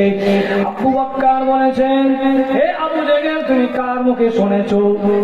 সঙ্গে সঙ্গে আবু জেহেল বলে, বিশ্বাস করো আমি নিজে কানে মুহাম্মদ ইবনে আব্দুল্লাহর মুখ থেকে শুনে এসেছে। আবু বকর সঙ্গে সঙ্গে হযরত আবু বকর সঙ্গে সঙ্গে ওই জায়গায় আবু জেহেলের সামনে বলে দিয়েছে, আবু জেহেল আল্লাহ নবী আমার নবী আমি আল্লাহ আব্দুল্লাহ দুলা জীবনে কোনদিন জবান থেকে মিথ্যা কথা বলেনি। তিনি যদি এই কথা বলে থাকে অবশ্যই রাসূলুল্লাহর মেরাজ হয়েছে। আবু জেহেল অবাক হয়ে গেল, একই বিশ্বাস আমি মনে করেছিলাম আবু বকর বিশ্বাস করবে না, কিন্তু আবু বকর বিশ্বাস করে নিয়েছে। আবু জেহেলের মুখ থেকে শুনে বিশ্বাস করে দৌড় লাগিয়েছে। আল্লাহর নবী কাবা বাইতুল্লাহে বসে আছে, আল্লাহর নবীর কাছে এসে হযরত আবু বকর আদবের সঙ্গে বসে গেছে। ইয়া রাসূলুল্লাহ হে ইয়া হাবিবাল্লাহ, হুজুর শুনলাম আপনার নাকি মেরাজ হয়েছে। ও বাবা আবু বকর কার মুখে শুনলে? ইয়া রাসূলুল্লাহ আবু জেহেল আমাকে বলেছে। তুমি কি বিশ্বাস করেছো? হযরত আবু বকর আল্লাহ নবীর মুখের থেকে বেরে মিষ্টি হাসি দিয়ে বললেন, ইয়া রাসূলুল্লাহ হাবিবাল্লাহ হুজুর আমি এক বাক্যে বিশ্বাস করে নিয়েছি, আমার কোনো সন্দেহ নেই, আমার কোনো শক নেই, আমার কোনো শোভা নেই। হযরত আবু বকর এই কথা যখনই বলতেছে ঠিক এমন সময় আল্লাহ পাক রব্বুল আলামিন ফেরেশতা জিবরিল আমিনকে পাঠিয়ে দিলেন। ও আমার ফেরেশতা জিবরাইল চলে যান চলে যান, আমি আল্লাহ রব্বুল আলামিন আমার নবী সাহাবী আবু বকরের উপরে খুশি হয়ে গেছি। জোরে বলুন আমার আবু বকরের গিয়ে আল্লাহ আমার হাবিবুল্লাহকে গিয়ে আমার আবু বকরকে গিয়ে আবু বকরের পাশে সিদ্দিক উপাধিটা লাগিয়ে দিতে বলে। আল্লাহ পাকের পক্ষ থেকে ফেরেশতা জিবরাইল আমিন এসে আল্লাহ নবীকে বলে দিয়েছে। আল্লাহ নবী ওই দিন থেকে আবু বকরকে বলেছিলেন, তুমি আজ থেকে সিদ্দিক উপাধি পেয়ে গেলে সত্যবাদী। জোরে বলুন সুবহানাল্লাহ। এইদিকে আবু জেহেল বাড়িতে গিয়ে আবু সুফিয়ানকে ডাকলো, আবু লাহাবকে ডাকলো, উমাইয়াকে ডাকলো, উবাই বিন খালদকে ডাকলো। ভাবে করে মক্কার তাবন নেতাদের নিয়ে এক দলবদ্ধ ভাবে আবু সুফিয়ান বলে, আমি গিয়ে প্রশ্ন করব, কেউ কিছু বলবি না। আল্লাহ নবীর সামনে আবু সুফিয়ান প্রশ্ন করছে, শুনলাম তোমার নাকি মেরাজ হয়েছে? বলে হ্যাঁ। বলে বাইতুল মুকাদ্দাস দেখেছো? বলে হ্যাঁ। বলে একটা বার বলো বাইতুল মুকাদ্দাসের কটা দরজা করা জানালা? যদি বলতে পারো তাহলে বিশ্বাস করব। আমি আপনাদের গ্রামে জীবনী করতে এসেছি, 7 দিন আপনাদের গ্রামের মেহমান, তাই তো? 7 দিন পরে জীবনী শেষ হবে, বাড়ি চলে যাবো। এখন আমি বাড়িতে গিয়ে গল্প করছি মালদা জেলার কোনো মানুষের সঙ্গে, কোথাও দেখা হয়েছে আমি ছোট মহদীপুরের কবিরাজ পাড়ায় মসজিদের সামনে জীবনী করেছি। হুজুর মসজিদের কটা জানালার কটা দরজা বলো তো? আমি কি আপনাদের গ্রামের জানালার দরজা গুনতে এসেছি? আমি বলতে পারবো না। তাহলে তুমি যাওনি। আপনি যদি যান, ওই মসজিদে নামাজ পড়েছেন ইমাম সাহেবের পিছনে, আপনি কটা জানালা কটা দরজা দেখেন? আমি তো সত্যি বলতে পারবো না আপনাদের মসজিদে কটা জানালা কটা দরজা। মগরিবের নামাজ পড়তে আসলাম, নামাজ পড়ে বেরিয়ে গেলাম, ওজিফা করে বেরিয়ে গেলাম। আল্লাহ নবী কাবা বাইতুল্লাহর সামনে বসে আবু সুফিয়ানের প্রশ্ন শুনে চুপ হয়ে গেছেন। আবু সুফিয়ান মারাত্মক প্রশ্ন করেছে, যেমন ব্যক্তি তার মাথায় তেমন বুদ্ধি। বুঝতে পারেননি? বলে রতনে রতন চেনে আর সরে চেনে কচু। তাই আবু সুফিয়ান যেমন ব্যক্তি তার মাথায় তেমন প্রশ্ন। আল্লাহ নবী চুপ হয়ে রয়েছে। আল্লাহ পাক ফেরেশতা জিবরাইলকে পাঠিয়ে দিলেন। হযরত থানভী কিতাবের ভিতরে লিখেছে, বাইতুল মুকাদ্দাসের চিত্রটাকে ধরে আল্লাহ নবীর সামনে এইভাবে ধরা হয়েছে। আল্লাহ নবী গুনে গুনে কটা দরজা কটা জানালা সব বলে দিয়েছিলেন। মুখে চুনকালি পড়ে গেল, ওখান থেকে কাফেরেরা চলে গেল। আজকিনা নবীর সাহাবীরা এক এক করে ভিড় জমাতে লেগেছে। ইয়া রাসূলুল্লাহ একটা বার বলেন জান্নাত থেকে এসেছেন, জান্নাতের নেয়ামতগুলো বলেন, জাহান্নাম থেকে এসেছেন। আল্লাহ নবী জান্নাতের নেয়ামতগুলো বলেন, জাহান্নামের আযাবগুলো আল্লাহ নবী সাহাবীদের সামনে ভাবে করে বর্ণনা করে। আল্লাহ নবী সাহাবীদের থেকে 5 ওয়াক্ত নামাজের কথা বললেন। নবী সাহাবীরা 5 ওয়াক্ত নামাজ পড়তে শুরু করে দিয়েছে। দিন যাই রাত আসে, রাত যাই দিন আসে, নবী সাহাবীরা 5 ওয়াক্ত নামাজ পড়ে। কাফেররা অত্যাচার করতে শুরু করেছে। আল্লাহ নবী সাহাবীদের ডেকে বললেন, সাহাবীরা, নবীজি বললেন তোমরা হাবশায় হিজরত করো। আল্লাহ নবী সাহাবীরা 16 জনের একটা কাফেলা নিয়ে হিজরত করে চলে গিয়েছে। একদিন আল্লাহ নবী নামাজ পড়ছেন, সাহাবীরা নিয়ে নবী পাক একটা আজকিনা সিজদার আয়াত তেলাওয়াত করেছে, সিজদায় গিয়েছে। কাফেররাও দেনা হয়ে সিজদায় চলে গেছে। এই সংবাদ তাদের কাছে চলে গেল, তারা ফিরে এসেছে। আল্লাহ নবী পেছনে নামাজ পড়ে আবার এমন করে অত্যাচার করে। আবু জাহেল বলল, আব্দুল্লাহর বেটা মুহাম্মদ রাত হলে কাবায় গিয়ে কোরআন তেলাওয়াত করে। কোরআন তেলাওয়াত শুনতে যাওয়া যাবে না, যে শুনতে যাবে তার কিন্তু শাস্তি দেওয়া হবে। আবু জাহেলের ভয়ে, আজকিরা ওতবার ভয়ে, আবু লাহাবের ভয়ে কেউ কোরআন শুনতে যায় না। আল্লাহ নবী দয়াল নবী কাবা বাইতুল্লাহ মধুর সুরে কোরআন তেলাওয়াত করে। নবী আমার কোন একদিন রাত্রে বেলা কোরআন তেলাওয়াত করে। আবু জাহেল রাত্রে বেলা বাড়িতে শুয়ে পড়েছে, ঘুম হয় না। রাসূলুল্লাহর কোরআন তেলাওয়াত না শুনলে ঘুম হয় না। এত মধু কোরআন তেলাওয়াতের ভিতরে রয়েছে। রমজান মাসে আবিসাইকরা মসজিদে দাঁড়িয়ে দাঁড়িয়ে 30টা পারা খতম তারাবির ভিতরে তেলাওয়াত করে। ভাইজান, এই তাকদীর আল্লাহ আমাকে দিয়েছেন, আমিও দীর্ঘ বছর ধরে তারাবির নামাজটা পড়াই। এত পরিমাণে মনে আনন্দ হয়, যেই দিন খতমটা হয়ে যায় সেই দিন কাঁদতে হয় না, অটোমেটিক চোখ দিয়ে পানি বার হয়ে যায়। ভাইজান, আব্বা জানেরা, আল্লাহ নবী কোরআন তেলাওয়াত করছেন। আবু জাহেলের বাড়ি ঘুম হয় না, লুকিয়ে লুকিয়ে রাতের অন্ধকারে কোরআন শুনতে এসেছে। অনেক সময় ধরে আল্লাহ নবী সূরা রহমান তেলাওয়াত করছিলেন। আল্লাহ নবীর মধুর কণ্ঠে তেলাওয়াত শুনে আবু জাহেল দেওয়ানা হয়ে গেছে। হঠাৎ করে মনে পড়ে গেল, পূর্ব আকাশে সূর্য উঠে গেলে মক্কার কাফেররা যদি আমাকে দেখতে পায়, আমার নেতৃত্ব আর থাকবে না, সবাই বলা বলি করবে, নেতা হয়ে আমাদেরকে মানা করে, আবার লুকিয়ে লুকিয়ে আব্দুল্লাহর বেটা মুহাম্মাদের কোরআন শুনতে যায়। আবু জাহেল গুটি গুটি পায়ে আস্তে আস্তে লুকিয়ে লুকিয়ে বাড়ির দিকে যাবে। বাড়ির দিকে যাচ্ছে, যেতে যেতে হঠাৎ করে একজনের সঙ্গে অ্যাক্সিডেন্ট। অন্ধকারে, তুমি কে? চুপ। কে? বলে আমি ওতবা। আমি আবু জাহেল। কি করতেছে? বলে আপনি কি করতেছেন? তাই বলে বিশ্বাস করো, বাড়িতে শুয়েছি, আব্দুল্লাহর বেটা মুহাম্মাদের কোরআন তেলাওয়াত শুনিনি বলে আমার ঘুম আসে না। এই চিল্লে বললেন না সুবহানাল্লাহ? একসঙ্গে বললেন না সুবহানাল্লাহ? তাকবীর, নারে তাকবীর, নারে তাকবীর। সাতদিন নবী বিশ্ব নবীর জীবনী জলসা, ছোট মহদীপুর কবিরাজপাড়ায় 7 দিন নবী বিশ্ব নবীর জীবনী জলসা। নারে তাকবীর, নারে তাকবীর।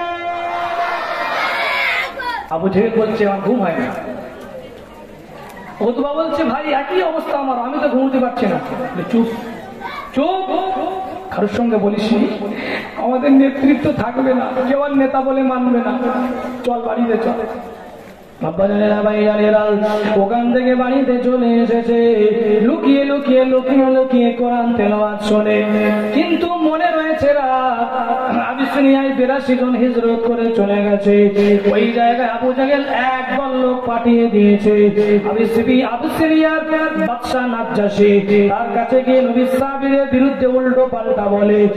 এই সমস্ত 82 জন মানুষ মক্কায় চুরি করে, মক্কায় নারীদের জেনা করে, মক্কায় বিশৃঙ্খলা করে, মক্কার পরিবেশ নষ্ট করে। ওই জন্য মক্কার নেতারা এদের তাড়িয়ে দিয়েছে।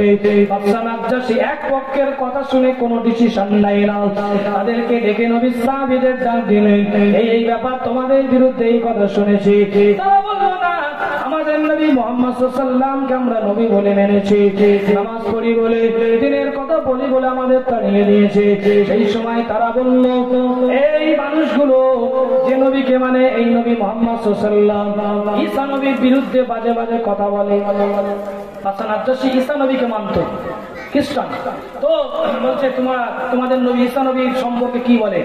বলে ঈসা নবীর আব্বা নেই, মায়ের নাম মরিয়ম, আসমানে আছে, একদিন দুনিয়ায় আসবে, দুনিয়ায় এসে আবার আখিরি জামানার নবীর উম্মত হবে। এই কথাগুলো শুনে হাসান আদ-দাসী বলছে না না, এটা হতে পারে না, দেখে তো মনে হচ্ছে মানুষগুলো খুব শান্তশিষ্ট। জোরে বলুন সুবহানাল্লাহ। এটা থাকার শেল্টার দিয়েছে, জায়গা করে দিয়েছে। দিন যায় রাত আসে, রাত যায় দিন আসে, কিতাবের ভিতরে পাওয়া যায়। আবু জাহেল মনে মনে ভাবে, নবুয়ত প্রকাশের 11 বছর, মক্কায় নবী পাক 13 বছর ছিলেন, মদিনায় 10 বছর ছিলেন। 11 বছর মানে 11 বছর। ওই বছরে মদিনাতুল মুনাওয়ারায় লুকিয়ে লুকিয়ে অনেক সাহাবীরা এসে মদিনা থেকে হজ করতে এসে রাসূলুল্লাহর ঘাটে ঘাটে ঈমানের কলেমা পড়ে মুসলমান হয়ে গেছে। আজ মক্কায় আল্লাহর নবীর উপরে অত্যাচার হয়, এই সংবাদ মদিনার সাহাবীদের কাছে চলে গেছে। ওই 11তম বছরে হজের মৌসুমে 75 জন আল্লাহর নবীর সাহাবী, 70 জন পুরুষ, 5 জন মেয়ে। কিতাবের ভিতরে আছে আল্লাহর নবীর কাছে চিঠি লিখেছে, ইয়া রাসূলুল্লাহ হাবিবাল্লাহ, আপনার সঙ্গে গোপনে একটা মিটিং করব। ভাইয়ারা বাজানেরা, আল্লাহর নবী একটা ডেট দিলেন, জিলহজ মাসের আজকে না আইয়ামে তাশরিকের মিডিলের দিন, আইয়ামে তাশরিকে জিলহজ মাসের 12 তারিখে আল্লাহর নবী একটা ডেট দিলেন। জামারাই আকাবা, জামারাই উলা, জামারাই কুবরা, এই জায়গায় হাজী সাহেবরা পাথর মারে। জামারাই আকাবা নামক জায়গায় গভীর রজনীতে আমাদের মিটিং হবে। ওই সমস্ত 75 জন মদিনার সাহাবী এসেছে অপেক্ষা করে। আল্লাহর নবী একা নয়, রাসূলুল্লাহ চাচা যান হযরতে আব্বাস রাদিয়াল্লাহু আনহু, তখন তিনি ঈমানের কলেমা পড়েননি, কিন্তু রাসূলুল্লাহর বিরোধিতা করেন না।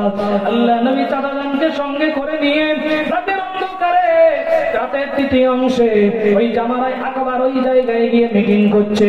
গোপনে গোপনে মদিনার সাহাবীরা বলে, ইয়া রাসূলুল্লাহ হাবিবাল্লাহ, মক্কার মানুষরা আপনার উপরে অত্যাচার করে, আপনি মদিনায় চলে আসেন। সেই সময় আল্লাহর নবীর চাচা যান আব্বাস বলেন, হে মদিনার মানুষেরা, তোমরা আমার ভাইপোকে নিয়ে যেতে চাও, আমার ভাইপোকে আমরা সেফটি দিয়ে শেল্টার দিয়ে রেখেছি, আমার ভাইপো কিছু শর্ত দেবে, এই শর্তগুলো মেনে নিলে তারপরে মদিনায় যাবে।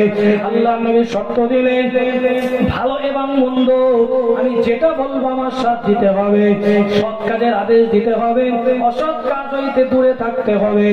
আজ কিনা নিজের টাকা পয়সা, জমি জায়গা, বিবি বাচ্চা সবের থেকে আমি নবী পাক আমাকে বেশি ভালোবাসতে হবে।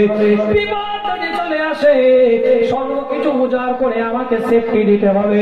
তোমরা যদি এইগুলো মেনে নাও তাহলে আমি একদিন মদিনায় যাব। এখনো হিজরাতের কোনো হুকুম নাযিল হয়নি, কিন্তু মদিনার সাহাবীরা ইচ্ছা প্রকাশ করলেন। দিন যায় রাত আসে, রাত যায় দিন আসে। এটা 11তম বছরে। আজকে আবু জাহেল আল্লাহর নবী 13তম বছরে, যে বছরে হিজরত করেছিলেন, আবু জাহেল একেবারে রেগে গিয়েছে।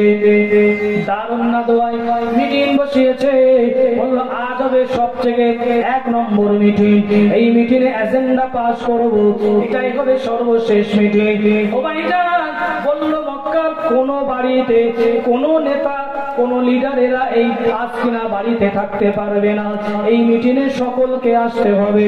আবু জাহেলের কথা মতো মক্কায় যত নেতারা ছিল, ছোট বড় মিলিয়ে সমস্ত নেতারা ওই মিটিং এ হাজির হয়ে গেল। মিটিং শুরু করার আগে দেখা গেল বিরাট একটা জুব্বা জামা পরে, মুখে মুখ ভরা দাড়ি, হাতে একটা তসবিহ, মাথায় বিরাট বড় পাগড়ি, একজন দরবেশ এসে বলে, আমি তোমাদের এই মিটিং এ অ্যাটেন্ড করতে চাই। বলল তোমার পরিচয় কি?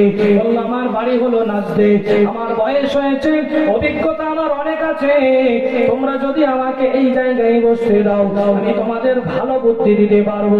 কিতাবে আছে এই ব্যক্তিটি আর অন্য কেউ নয়, এ হলো ইবলিস, শয়তান। নাউজুবিল্লাহ। বড় চাচা কোন জায়গায় পৌঁছে গেছে দেখেছেন? আবু জাহেল, আবু লাহাব সব মক্কার নেতাদের দিয়ে মিটিং করছে, বড় জুব্বা, তসবিহ হাতে, মাথায় পাগড়ি, বহু বড় দাড়ি।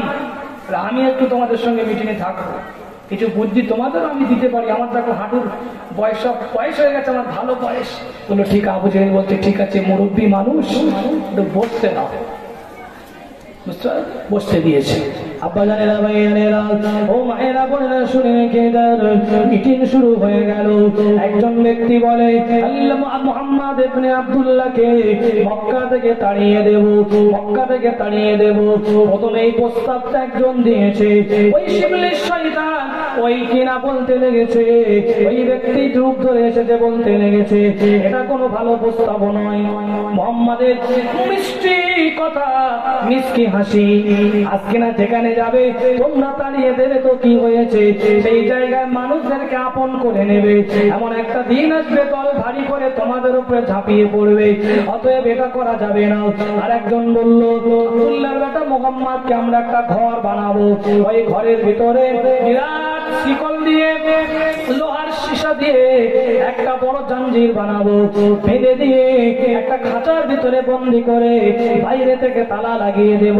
আমরা খেতে দেব না, পানি দেব না, যত সময় মারা না যাবে তত সময় ঘরের দরজাটা খুলবো না।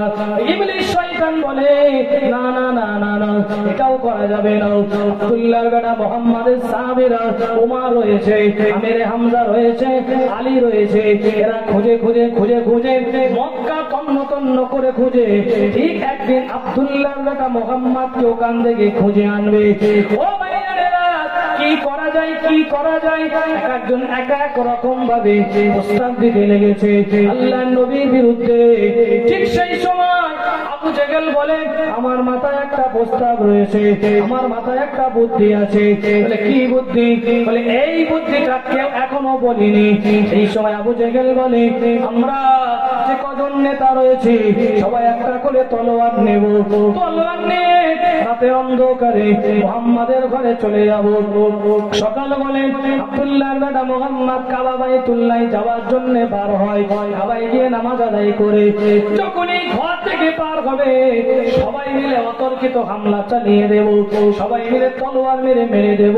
আজ কিনা যখন মারা যাবে সবাই আমরা একসঙ্গে শিকার হয়ে যাব। কবিলায় বনু আব্দে মানাফ আমাদের সঙ্গে যুদ্ধ করতে পারবে না, যদি রক্ত পঞ্চায় আমরা সবাই মিলে দিয়ে দেব। ইবলিস শয়তান বলছে এটাই সবথেকে ভালো প্রস্তাব। ইবলিস বলছে এটাই সবথেকে ভালো প্রস্তাব, এটাই করা যেতে পারে, এটাই হবে। আব্বা জানেরা, ভাই জানেরা, ও মায়েরা, বোনেরা, আল্লাহ নবীকে দুনিয়া জমিন থেকে সরিয়ে দেবে, আল্লাহ নবীকে দুনিয়া থেকে হটিয়ে দেবে। এই চক্রান্ত আজকে নীল নকশা তৈরি করলো আল্লাহ পাক রব্বুল আলামিন। ফেরেশতা জিবরিল আমিনকে ডেকে ডেকে বললেন, ইতিপূর্বে আল্লাহ নবী সাহাবীদের ডেকে ডেকে বললেন, ও আমার সাহাবীরা, আপনারা রাতের অন্ধকারে হিজরত করে চলে যান।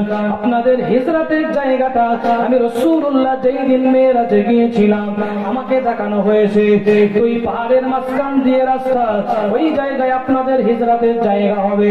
আমি রাসূলুল্লাহ যাওয়ার আগে আপনারা হিজরত করে চলে যান।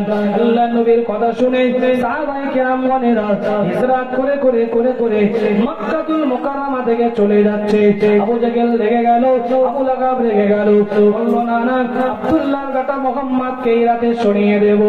ও ভাইরা, আব্বা জানেরা, আল্লাহ পাক ফেরেশতা জিবরিল আমিনকে পাঠিয়ে দিলেন।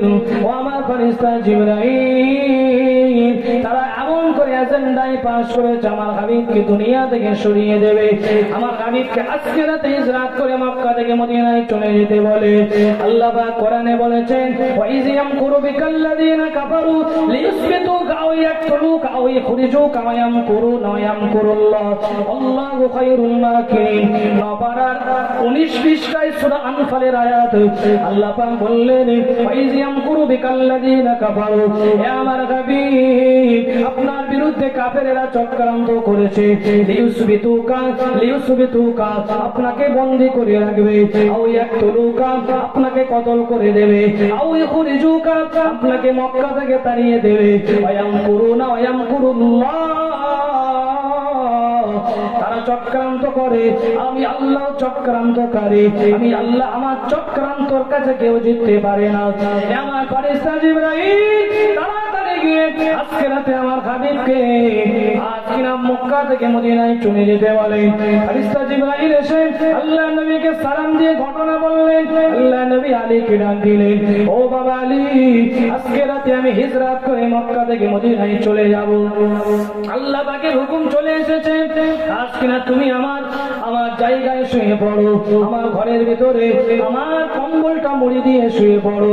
আল্লাহ নবী এভাবে করে একটা কিনা ব্যাগের ভিতরে অনেক সোনা দানা রয়েছে আলীর হাতে দিয়ে বললেন, সকাল হলে এইগুলো অমুক অমুককে দিয়ে তুমি চলে আসবে। আল্লাহ নবী ঘর থেকে বার হবে, কাফেরেরা সব তলোয়ার নিয়ে রেডি হয়ে রয়েছে। ও ভাই জিবরাইল, যাব কেমন করে? আল্লাহ পাক বলে দিয়েছে সূরা ইয়াসিনের কয়েকটা আয়াত আপনি তেলাওয়াত করে এক মুষ্টি বালি নিয়ে আখেরা ফু দিয়ে আপনি ছুঁড়ে দেন। আল্লাহ নবী তেলাওয়াত করলেন, ইয়াসিন আল কুরআনিল হাকীম ইন্নাকা লামিনাল মুরসালিন আলা সিরাতিম মুস্তাকিম তানজিলাল আজিজির রহিম লিতুনজিরা কওমান মা উনজিরা আবাউহুম ফাহুম গাফিলুন লাকাদ হাক্কাল কওলু আলা আকসারিহিম ফাহুম লা ইউমিনুন। এভাবে করে কয়েকটা আয়াত তিনি তেলাওয়াত করলেন, হাতের বালিতে ফু দিলেন, এভাবে করে কাফেরদের দিকে ছুড়ে দিলেন। আল্লাহ পাক রব্বুল আলামিন ওই বালিগুলো সব কাফেরদের চোখে দিয়ে দিয়েছে। আল্লাহর কোরআন বলেছেন, ওমা রামাইতা ইয রামাইতা ওয়ালাকিন্নাল্লাহ রামা। আজকে 9 নম্বর পারা, আজ 18 নম্বর পৃষ্ঠা এসেছে। আমার হাবিব, আপনি বালিগুলো ছুঁড়ে দিয়েছিলেন, কিন্তু আপনি ছুঁড়ে দিয়েছিলেন, আপনি শুধু ছুঁড়েছিলেন, আমার কুদরতি হাত ওই বালিগুলো নিয়ে সবার চোখে চোখে পৌঁছে দিয়েছিল। আরো জোরে বলুন সুবহানাল্লাহ।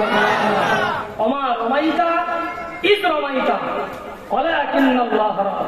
আপনি ছড়েননি, মানে যখন আপনি ছুঁড়েছিলেন, লেকিন আমি আল্লাহ সব পৌঁছে দিয়েছিলাম। সব চোখ জ্বলতে জ্বলতে জমিনে পড়ে গেছে। হাবিব, আপনি এই সুরকে চলে যান। আল্লাহ নবী ওখান থেকে সোজা চলে গেছে হযরতে আবু বকর সিদ্দিক হুজুরের বাড়ি। হযরত আবু বকর সিদ্দিক হুজুরের বাড়িতে গিয়ে এভাবে দরজায় টোকা দিয়েছে, সঙ্গে সঙ্গে দরজা খুলে গেল। ও বাবা আবু বকর, রেডি হয়ে আছো, জানলে কি করে? হুজুর, আজ থেকে 6 মাস আগে আপনি আমাকে বলে দিয়েছিলেন, সেই দিন থেকে কোনো রাত আমি বাড়িতে এসে ঘুমাই না, সবসময় গাটলি গুটলি গুছিয়ে নিয়ে রেডি হয়ে আছি। আর 4 মাস ধরে দুটো উটনি বাবলার পাতা খাইয়ে আমি আজ হৃষ্টপুষ্ট করে রেখেছি। আমার আজাদকৃত গোলাম আমর বিন ফুহাইরাকে আমি বলে রেখেছি, আব্দুল নাবিল আরি কতলাইসি বলে একজন কাফের, সে আল্লাহর নবীকে মানে না, কিন্তু সৎ, আল্লাহ নবীর বিরোধিতা করে না। কিছু টাকার বিনিময়ে মদিনার রাস্তা আজ কিনা দেখিয়ে নিয়ে যাবে, সেই জন্য ঠিক করে রেখেছি। ও বাবা, যে আবু বকর, দেরি করলে হবে না, তাড়াতাড়ি চলেন, আর দেরি করলে হবে না। ঠিক এমন সময় দেখা গেল আল্লাহ নবীকে সঙ্গে করে নিয়ে হযরত আবু বকর চলে যাচ্ছে। আল্লাহ নবী সাহাবী হযরত আবু বকরের বেটি হযরতে আসমা, 27 বছর বয়স। আবু বকর হুজুরের দুটো বিবি, আম্মা জান আয়েশার মা আলাদা, আম্মা জান আসমার মা আলাদা। আম্মা জান আসমা তিনি হলেন বড়, আয়েশা হলেন ছোট। আম্মা জান আসমা হুজুর যেদিন হিজরত করেন বয়স 27 বছর। উটের পিঠে আজকে ওই ব্যাগগুলো বেঁধে দেবেন, আজকে না কম্বলটা বেঁধে দেবেন, কোনো দড়ি বাড়িতে নেই। হযরত আসমা ঘরের ভিতরে চলে গেলেন, নিজের পায়জামাটা খুলে, পায়জামার যে কামারবান্ধ রয়েছে, দড়িটা রয়েছে, ওই দড়িটা মাঝখান থেকে ছিঁড়ে নিলেন, একটা ভাগ নিয়ে নিজের কোমরে বাঁধলেন, আর একটা ভাগ নিয়ে উটের সঙ্গে সুন্দর করে বেঁধে নিলেন। ওই জন্য কেতাবের ভিতরে হযরত আসমার নাম হয়ে গেছে জাতুন্নিতা কাইন। হযরতে আসমা বিদায় দিয়ে দিলেন, আল্লাহর নবীকে সঙ্গে করে নিয়ে হযরত আবু বকর সিদ্দিক আজকে না চলতে লেগেছে। যেতে যেতে যেতে যেতে সারা রাত ধরে কাফেলা চলে। আব্দুল্লাহ বিন আরিকত লাইসি, আমর বিন ফুহাইরা, চারজন যেতে লেগেছে। যেতে যেতে দ্রুত যায়। আব্দুল্লাহ বিন আরিকত লাইসি বলে, সোজা গেলে মদিনার রাস্তা দিয়ে যাব না, কাফেরেরা খুঁজে পেয়ে যাবে। অন্য রাস্তা দিয়ে লোহিত সাগরের পাশ দিয়ে শর্ট রাস্তা দিয়ে যাব। আল্লাহ নবীকে সঙ্গে করে নিয়ে যায়। পূর্ব আকাশে সূর্য উদিত হয়ে যাওয়ার সময় সন্নিকটে ইয়া রাসূলুল্লাহ হাবিবাল্লাহ ওই একটা পাহাড় দেখা যায়। ওই পাহাড়ের একটা গুহা, গাড়ে সুর। এই গাড়ে সুরে একটু আমরা বিশ্রাম করব। আল্লাহ নবীকে সঙ্গে করে নিয়ে গাড়ে সুরের ওখানে পৌঁছে গেলেন। ইয়া রাসূলুল্লাহ গে ইয়া হাবিবাল্লাহ, হুজুর একটু আপনি অপেক্ষা করেন। ওই পাহাড়ের উপরে গুহার ভিতরে গিয়ে আমি একটু পরিষ্কার করে দিই। হযরতে আবু বকর গিয়ে ওই গুহাটা সুন্দর করে পরিষ্কার করে দিলেন। সুন্দর করে পরিষ্কার করলেন। ওই গুহার ভিতরে অনেক ছিদ্র রয়েছে। মাথার পাগড়িটা ছিঁড়ে ছিঁড়ে ওই ছিদ্রগুলো এমন করে বন্ধ করে দিলেন। আল্লাহ পাকের নবী এবারে আপনি গুহার ভিতরে চলে আসে। আল্লাহ নবী গুহার ভিতরে চলে এসেছে। আল্লাহ নবী একটু ক্লান্ত হয়ে গেলেন। ও বাবা যে আবু বকর, আমি রাসূলুল্লাহ একটু ক্লান্ত হয়ে গেছি। আবু বকর বললেন, হুজুর আমার দুরূদ মোবারক করে মাথা দিয়ে আপনি সালাম করুন। আল্লাহ নবী হযরত আবু বকর সিদ্দিকের দুরূদের উপরে মাথা দিয়ে একটু সালাম করছে। ঠিক এমন সময় আবু বকর হুজুরের লক্ষ্য চলে গেছে। গুহার ভিতরে একটা ছিদ্র এখন অবশিষ্ট রয়েছে। মনে মনে ভাবে, না জানি কোন সাপ এসে, কোন বিচ্ছু এসে আমার নবীকে দংশন করে, আমার নবীকে ডান মারবে, নবী পাকের কষ্ট হবে। আল্লাহ নবী সাহাবী নিজের পায়ের গোড়ালি দিয়ে ওই ছিদ্রটাকে চেপে ধরেছে। ওই পাহাড়ের ভিতরে বিরাট একটা বিষধর সাপ ছিল। দীর্ঘদিন ধরে অপেক্ষা করতেছিল রাসূলুল্লাহ এই পাহাড়ে আসবে, এই গাড়ে সরে আসবে, আমি একটু রাসূলুল্লাহ নূরের চেহারাটা দেখবো। আল্লাহ নবী গাড়ে সরে প্রবেশ করেছে। সুগন্ধি চলে গেছে। এই বিষধর সাপটা বুঝতে পেরে গেছে রাসূলুল্লাহকে দেখার জন্য ওই সাপটা বিচলিত হয়ে যাচ্ছে। আজ কিনা সব গর্তগুলো বন্ধ হয়ে আছে। যেখানেই যাই কাপড় দেওয়া আছে। একটা জায়গায় এসে দেখে একটা মানুষের পা। ওই জায়গায় আর সহ্য করতে না পেরে রাসূলুল্লাহর মুহাব্বত অন্তরে এত পরিমাণে জেগে গেছে। হযরত আবু বকর হুজুরের পায়েতে দংশন করেছে। সাপ কামড়ে নিয়েছে। বিষের যন্ত্রণা শুরু হয়ে গেল।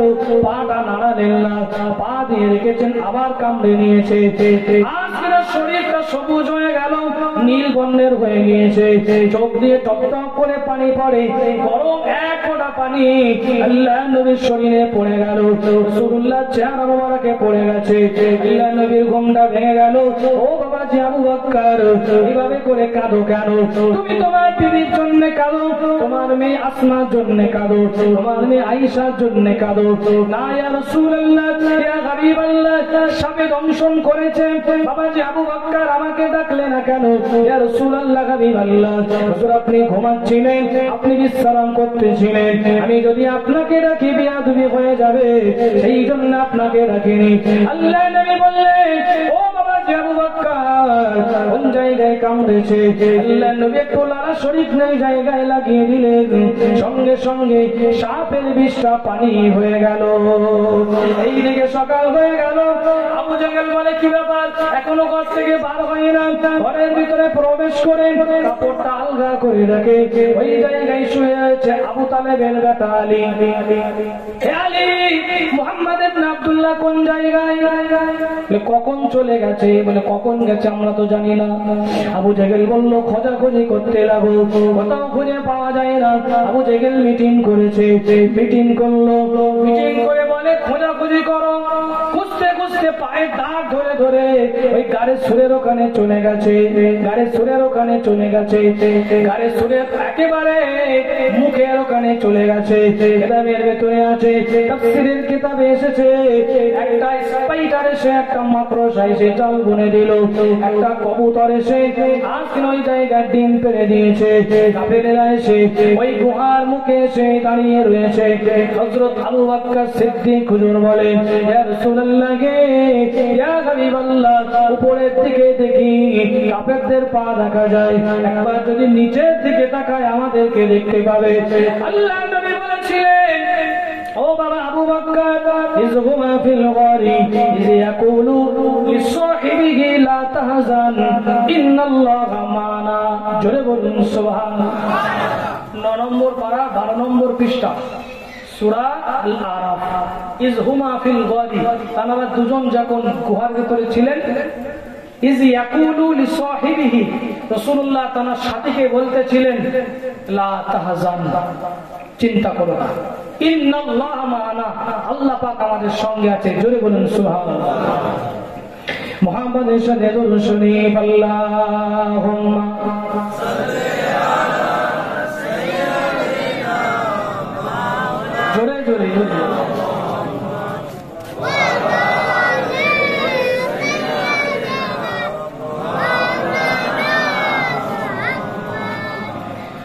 जिसको मेरे मुस्तफा से प्यार हो गया, बागे जन्नत का वो घर के दार हो गया, बागे जन्नत का वो घर के दार हो गया।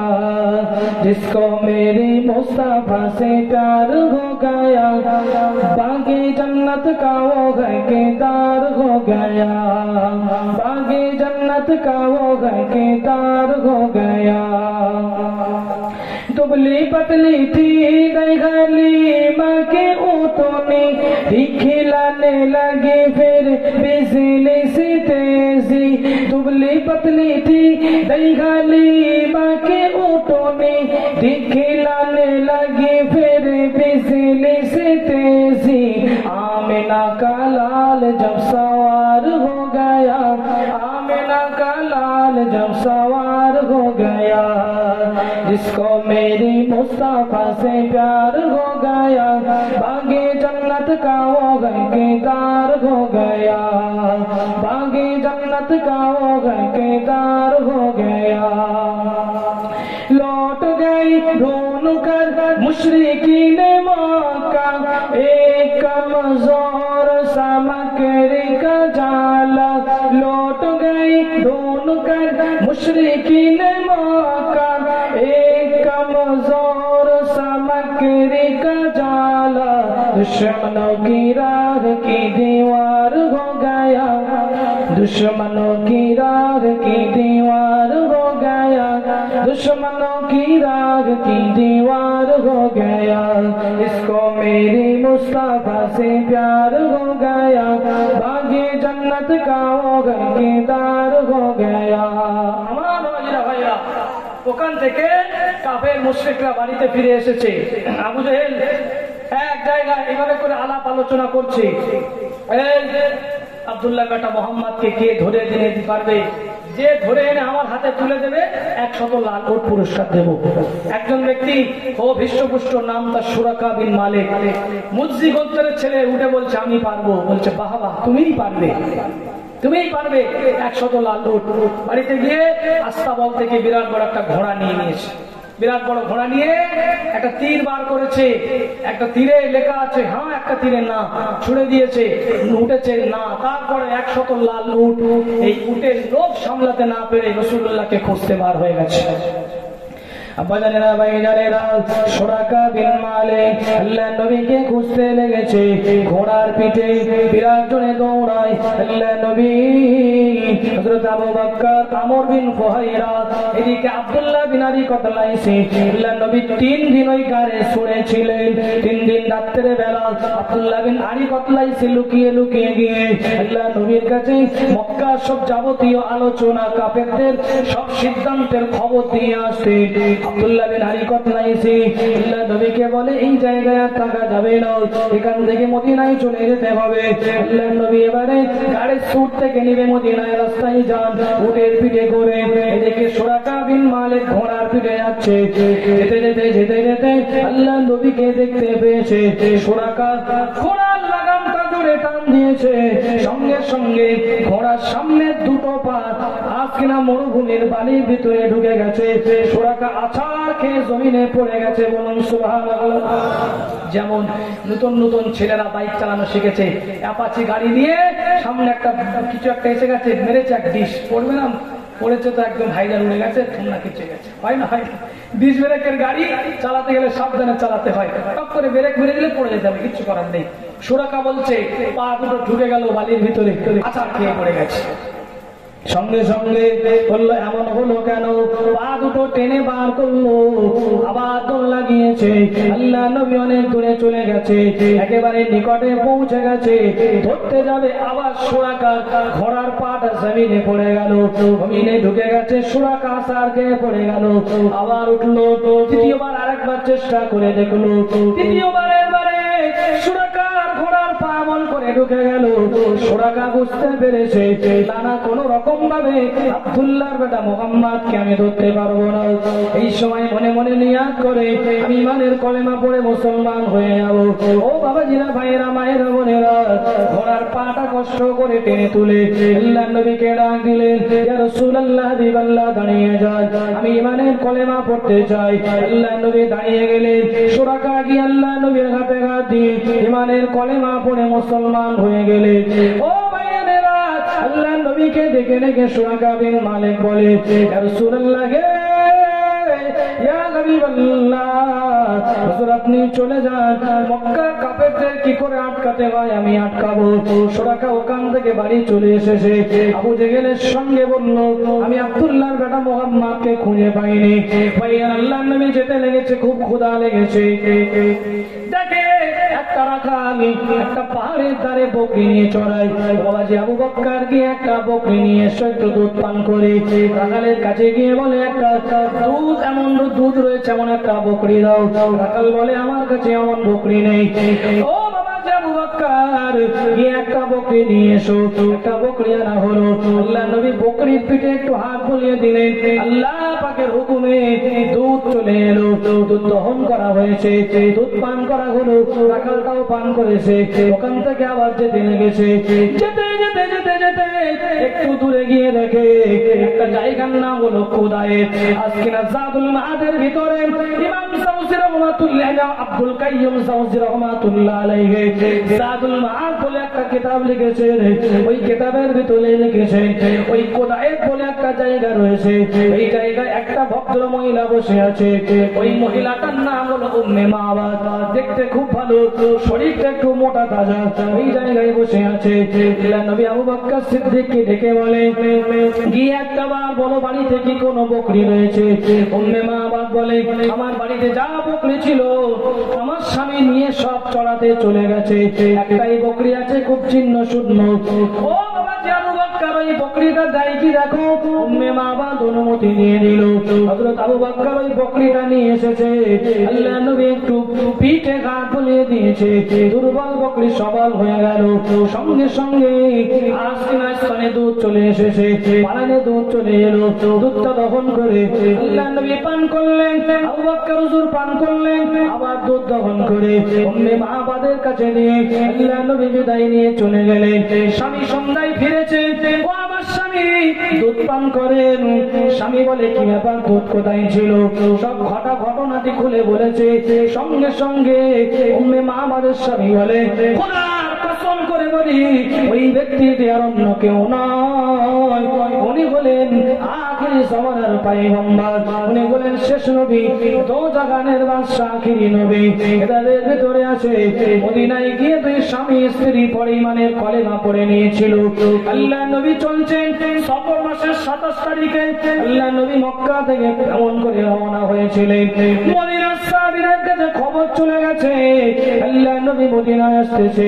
মদিনার সাহাবীরা সবসময় শুধু রাস্তায় এসে অপেক্ষা করে, নিজেদের ঘরগুলো ছেড়ে দিয়ে, নিজেদের বাড়িগুলো ছেড়ে দিয়ে আজ মদিনার উপকণ্ঠে এসে আজ দিনে সকলে অপেক্ষা করতে লেগেছে আল্লাহ নবী কখন কোন দিন মদিনায় উপস্থিত হয়ে যাবে। সব বাড়ি ঘর ছেড়ে নির্দিষ্ট সময় এসে ওই জায়গায় অপেক্ষা করছে মদিনার উপকণ্ঠে চারিদিকে। আল্লাহ নবী কাফেলা যেতে যেতে যেতে যেতে একেবারে মদিনার কাছে পৌঁছে গেছে। ওই জায়গাটার নাম হলো কোবা পল্লী। আল্লাহ নবী ওই জায়গায় আজকে না রবিউল আউয়াল মাসের 12 তারিখে পৌঁছালে রাসূলুল্লাহ একটা মসজিদ তৈরি করলেন। ও আমার সাহাবীরা, এই জায়গায় একটা একটা মসজিদ বানাবো। আল্লাহ নবী মসজিদ করলেন খুব ছোট করে, মসজিদটার নাম মসজিদে কুবা। ওই জায়গায় নবী পাক একটু বিশ্রাম করলেন, কয়েকদিন থাকলেন। আল্লাহ নবী একটু বিশ্রাম করলেন, সাহাবীরা রয়েছে। ওই মসজিদে কুবার ভিতরে কোরআনুল কারীমের আয়াত নাযিল হয়েছে। বিসমিল্লাহির রহমানির রহিম। ইয়া আইয়ুহাল্লাযীনা আমানু ইযা নুদিয়া লিস-সালাতি মিন ইয়াউমিল জুমআতি ফাসআউ ইলা যিকরিল্লাহি ওয়া যারুল বাই'আ যালিকুম খায়রুল লাকুম ইন কুনতুম তা'লামুন। ওয়া ইযা রাআউ ফাইযা কুদিয়াতিস-সালাতু ফান্তাশিরু ফিল আরদি ওয়াবতাগু মিন ফাদলিল্লাহ ওয়াযকুরুল্লাহা কাসীরান লা'আল্লাকুম তুফলিহুন। ওয়া ইযা রাআউ তিজারাতান আও লাগওয়ান ফাদু ইলাইহা ওয়া তারাকুকা কাইমান কুল মা ইনদাল্লাহি খায়রুম মিনাল লাগবি ওয়া মিনাত তিজারা ওয়াল্লাহু খায়রুর রাযিকিন। সূরা জুমআর এই আয়াতগুলো নাযিল হয়েছিল।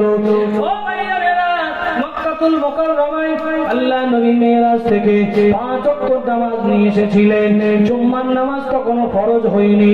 ওই কুবা পল্লীতে মসজিদে কুবায় আল্লাহ নবীর উপরে আয়াত নাযিল হয়ে গেল।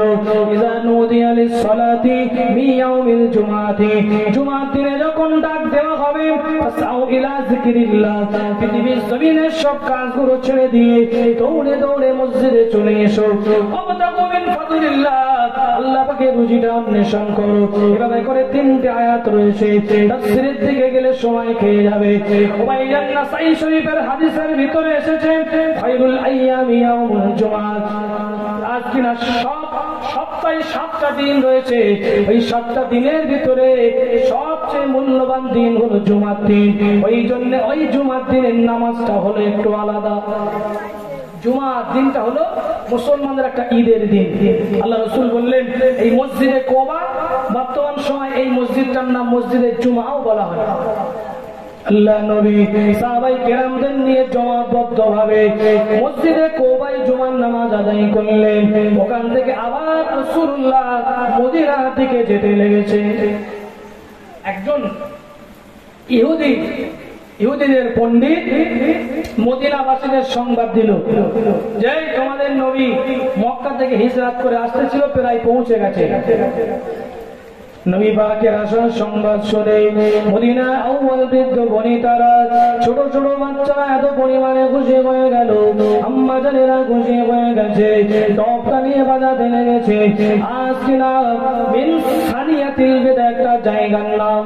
ওই জায়গায় এসে সকলে এমন করে দূর থেকে ডপ বাজাতে লেগেছে। আল্লাহ নবী দূর থেকে আসতেছে। হযরত আবু বকর সিদ্দিক রাদিয়াল্লাহু তাআলা আনহু নিজের মাথার পাগড়িটাকে নিয়ে আল্লাহ নবীর মাথার উপরে ধরলেন, যাতে করে মদিনার মানুষেরা সবাই বুঝতে পারে আল্লাহ নবী কোনটি, আমি আবু বকর কোনটি। আমি আবু বকর আর এটা হলো আল্লাহ নবী। মদিনার মানুষেরা আল্লাহ নবীকে দেখতে পেয়ে সবাই পড়তে শুরু করে দিয়েছে। তলা আল বাদরু আলাইনা মিন সানিয়াতিল বিদাই ওয়াজাবা শুকরু আলাইনা মাযা লিল্লাহি দাই। আমার সঙ্গে একবার সকলেই পড়েন কবিতাটি। তলা আল বাদরু আলাইনা মিন সানিয়াতিল বিদাই ওয়াজাবা শুকরু আলাইনা মাযা লিল্লাহি দাই। কি ফাঁকিবাজ রে বাবা! একটু একটু কবিতা সবার পড়তে বললাম, ধরুন ওখানে মুখ বন্ধ করে চুপ করে। হুজুর তুমি একলাই বলো, সবাই পড়তে পারলেন না? পড়েন সবাই। তলা আল বাদরু আলাইনা, ফাঁকিবাজ আল্লাহ দেখছেন। তলা আল বাদরু আলাইনা মিন সানিয়াতিল বিদাই।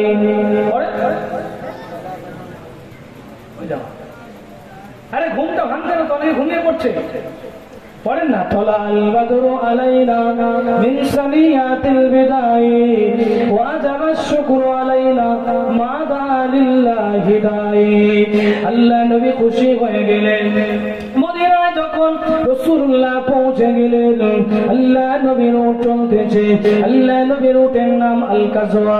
নবী সাহাবীরা মনে মনে ভাবে, মদিনার আনসারীরা মনে মনে ভাবে নবী পাককে আমাদের বাড়িতে নিয়ে যাব, আমাদের বাড়িতে গিয়ে মেহমানদারি করব। মদিনা ধনীপতি সাহাবীরা সকলেই মনে মনে ভাবে আমাদের বাড়িতে নবী পাককে নিয়ে যাব। সবাই এসে বলে ইয়া রাসূলুল্লাহ আমার বাড়িতে চলে, হুজুর আমার বাড়িতে চলে। হুজুর আমার বাড়িতে চলেন। আল্লাহ নবী একা কজনার বাড়িতে যাবেন? আল্লাহ নবী বলতে লেগেছেন, ও আমার সাহাবীরা, আমি রাসূলুল্লাহ নিজে থেকে কারোর বাড়িতে যাব না। একজনের বাড়িতে গেলে আর একজন কষ্ট পাবে, অতএব আমি আমার উটনিটাকে আল্লাহর ইচ্ছায় ছেড়ে দিলাম। আল্লাহর ইচ্ছায় ছেড়ে দিলাম। যার বাড়ির দরজার সামনে গিয়ে বসবে তার বাড়ির মেহমান আমি হয়ে যাব। আল্লাহ নবীর উটনি চলে, আল-কাসওয়া নামক উটনি। মদিনার সাহাবীরা পিছনে পিছনে যায়।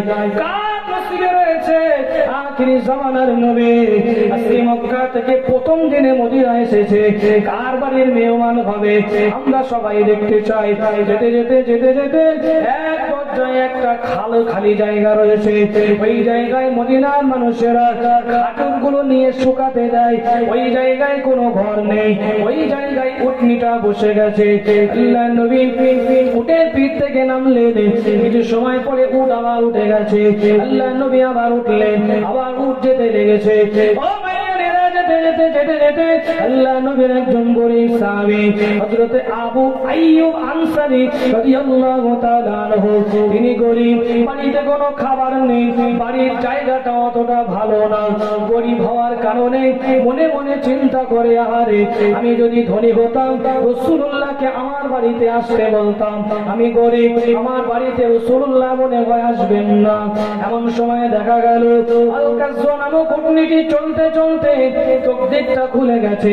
নসিবটা ভালো, হযরত আবু আইয়ুব আনসারী রাদিয়াল্লাহু তাআলা আনহু বাড়ির সামনে গিয়ে উটনিটা বসে গেছে। বলুন সুবহানাল্লাহ। এত খুশি হয়ে গেছে, আহারে মনে মনে ভাবে মদিনার সব সাহাবীরা আমরা ধনী। মনে মনে ভাবতেছিলাম হুজুর মনে হয় আমাদের বাড়িতে আসবেন মেহমান হয়ে, কিন্তু আবু আইয়ুব আনসারী গরীব, তার বাড়িতে রাসূলুল্লাহ মেহমান। আবু আইয়ুব আনসারী খুশিতে কেঁদে ফেলেছে, চোখ দিয়ে পানি পড়ছে। বাড়িতে বিবির কাছে গিয়ে বলছে, বিবি রে বাড়িতে কি আছে? বললে কিচ্ছু নেই, খাওয়া কিচ্ছু নেই। দিন দুনিয়ার বাদশা হাবিবুল্লাহ মক্কা থেকে হিজরত করে মদিনায় সর্বপ্রথম এসে আমার বাড়ির মেহমান, বাড়িতে কিছু নেই। আগে জায়গা করে দাও। বিবিটা সুন্দর করে জায়গা করে দিলেন। ও ভাই জানেন, আব্বা জানেন, জায়গা করে দেওয়া হলো। ঠিক সেই সময় আবু আইয়ুব আনসারী বিবির কাছ থেকে একটা ব্যাগ চেয়ে নিলেন, একটা কাটারি নিয়ে নিলেন। আজকে না জঙ্গলে চলে গেলেন, নিজের একটা ছোট্ট খাজুর বাগান ছিল, কয়েকটা খাজুর গাছ। ওই বাগানে গিয়ে দেখে আবু আইয়ুব আনসারী বলে, আমার বাগানে কোনো খাজুর পেকেছিল না, কিন্তু আল্লাহ নবী আমার বাড়ির মেহমান হয়েছে। আমি বাগানে গিয়ে দেখি আমার খাজুর বাগানের খাজুর গাছে একটা গাছে সুন্দর খাজুর গুলো পেকে গেছে। একটা কাঁদি কেটে নিলাম, দ্রুত বাড়িতে চলে এলাম। সুন্দর করে বিবিকে ডেকে বললাম, এ আমার বিবি, এই জায়গা থেকে ভালো ভালো খাজুর গুলো নিয়ে সুন্দর একটা পেয়ালায় ধুয়ে আল্লাহ নবীকে খেতে দাও। আল্লাহ নবীর সামনে আবু আইয়ুব আনসারী কয়েকটা পেয়ালায় খাজুর নিয়ে হাজির হয়েছে, পানি নিয়ে এসেছে। মদিনার সাহাবীরা সবাই ভিড় জমিয়েছে আবু আইয়ুব আনসারীর বাড়িতে। ওইদিকে মদিনার সবচেয়ে বড় নেতা, তার নাম হলো আব্দুল্লাহ বিন উবাই ইবনে সুলুল। আব্দুল্লাহ বিন উবাই মদিনার নেতা, মক্কার বড় নেতা আবু জেহেল, মদিনার বড় নেতা হলো আব্দুল্লাহ বিন উবাই। আব্দুল্লাহ বিন উবাই বিচার করে, আব্দুল্লাহ বিন উবাইয়ের উপরে কেউ কোনো কথা বলে না।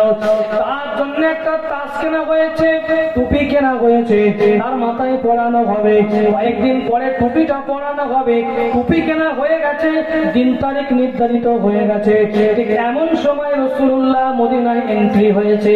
সবার প্রচার, সবার দৃষ্টি আব্দুল্লাহ বিন উবাইয়ের থেকে রাসূলুল্লাহর দিকে হয়ে গেছে। আবু আইয়ুব আব্দুল্লাহ বিন উবাইয়ের মনে মনে রাগ হয়, মুহাম্মদ সাল্লাল্লাহু আলাইহি ওয়াসাল্লাম মক্কা থেকে মদিনায় আসার কারণে আমার তাজ খুশিটা এমন করে পিছিয়ে গেছে। আমাকে আর নেতা বলে মানে না। সবাই গিয়ে ওই জায়গায় ভিড় লাগায়। আবু আইয়ুব আনসারীর বাড়িতে আল্লাহ নবী কয়েকদিন রয়েছেন। বাবা দিন যাই রাত আসে, রাত যাই দিন আসে। এমন সময় নবী পাক সাহাবীদের ডেকে ডেকে বললেন, ও আমার সাহাবীরা, আমি রাসূলুল্লাহ আমার আবু আইয়ুব আনসারীর বাড়িতে কদিন মেহমান হিসাবে থাকবো। হাদিস শরীফের ভিতরে আছে, একটা মেহমানের বাড়িতে গেলে খুব বেশি 3 দিন। কদিন?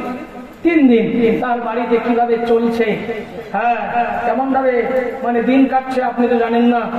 এখন 3 দিনের বেশি মেহমান না থাকাই ভালো। আপনি তো বললেন হুজুর আপনি তো লেকচার দিচ্ছেন 3 দিন, তো আপনি তো আমাদের গ্রামে 7 দিনের মেহমান হয়ে গেছে। আপনারা তো ভাগ করে নিয়েছেন শুনলাম 7 দিন 7 জনের বাড়ি, তাহলে 3 দিন কি করে হলো, তাই তো নাকি? প্রথম দিন এসে ওই বসে আছে চেয়ারে, আমার ভাইয়ের বাড়িতে খাওয়া দাওয়া হলো, খুব আপ্যায়ন করলেন প্রথম দিনে। তারপরে কোথায় কোথায় যাচ্ছি বলে নেই, বললো হুজুর 7 দিন আমাদের সব লেখাপড়া হয়ে গেছে, 7 দিন 7 জনের বাড়ি। বুঝতে পেরেছেন তো? আপনাদের মেহমান 7 দিন 7 জনের বাড়িতে। আমার বাবাজিরা ভাইরা মাশাআল্লাহ আলহামদুলিল্লাহ খুব সুন্দর মেহমানদারি আপনারা করছেন।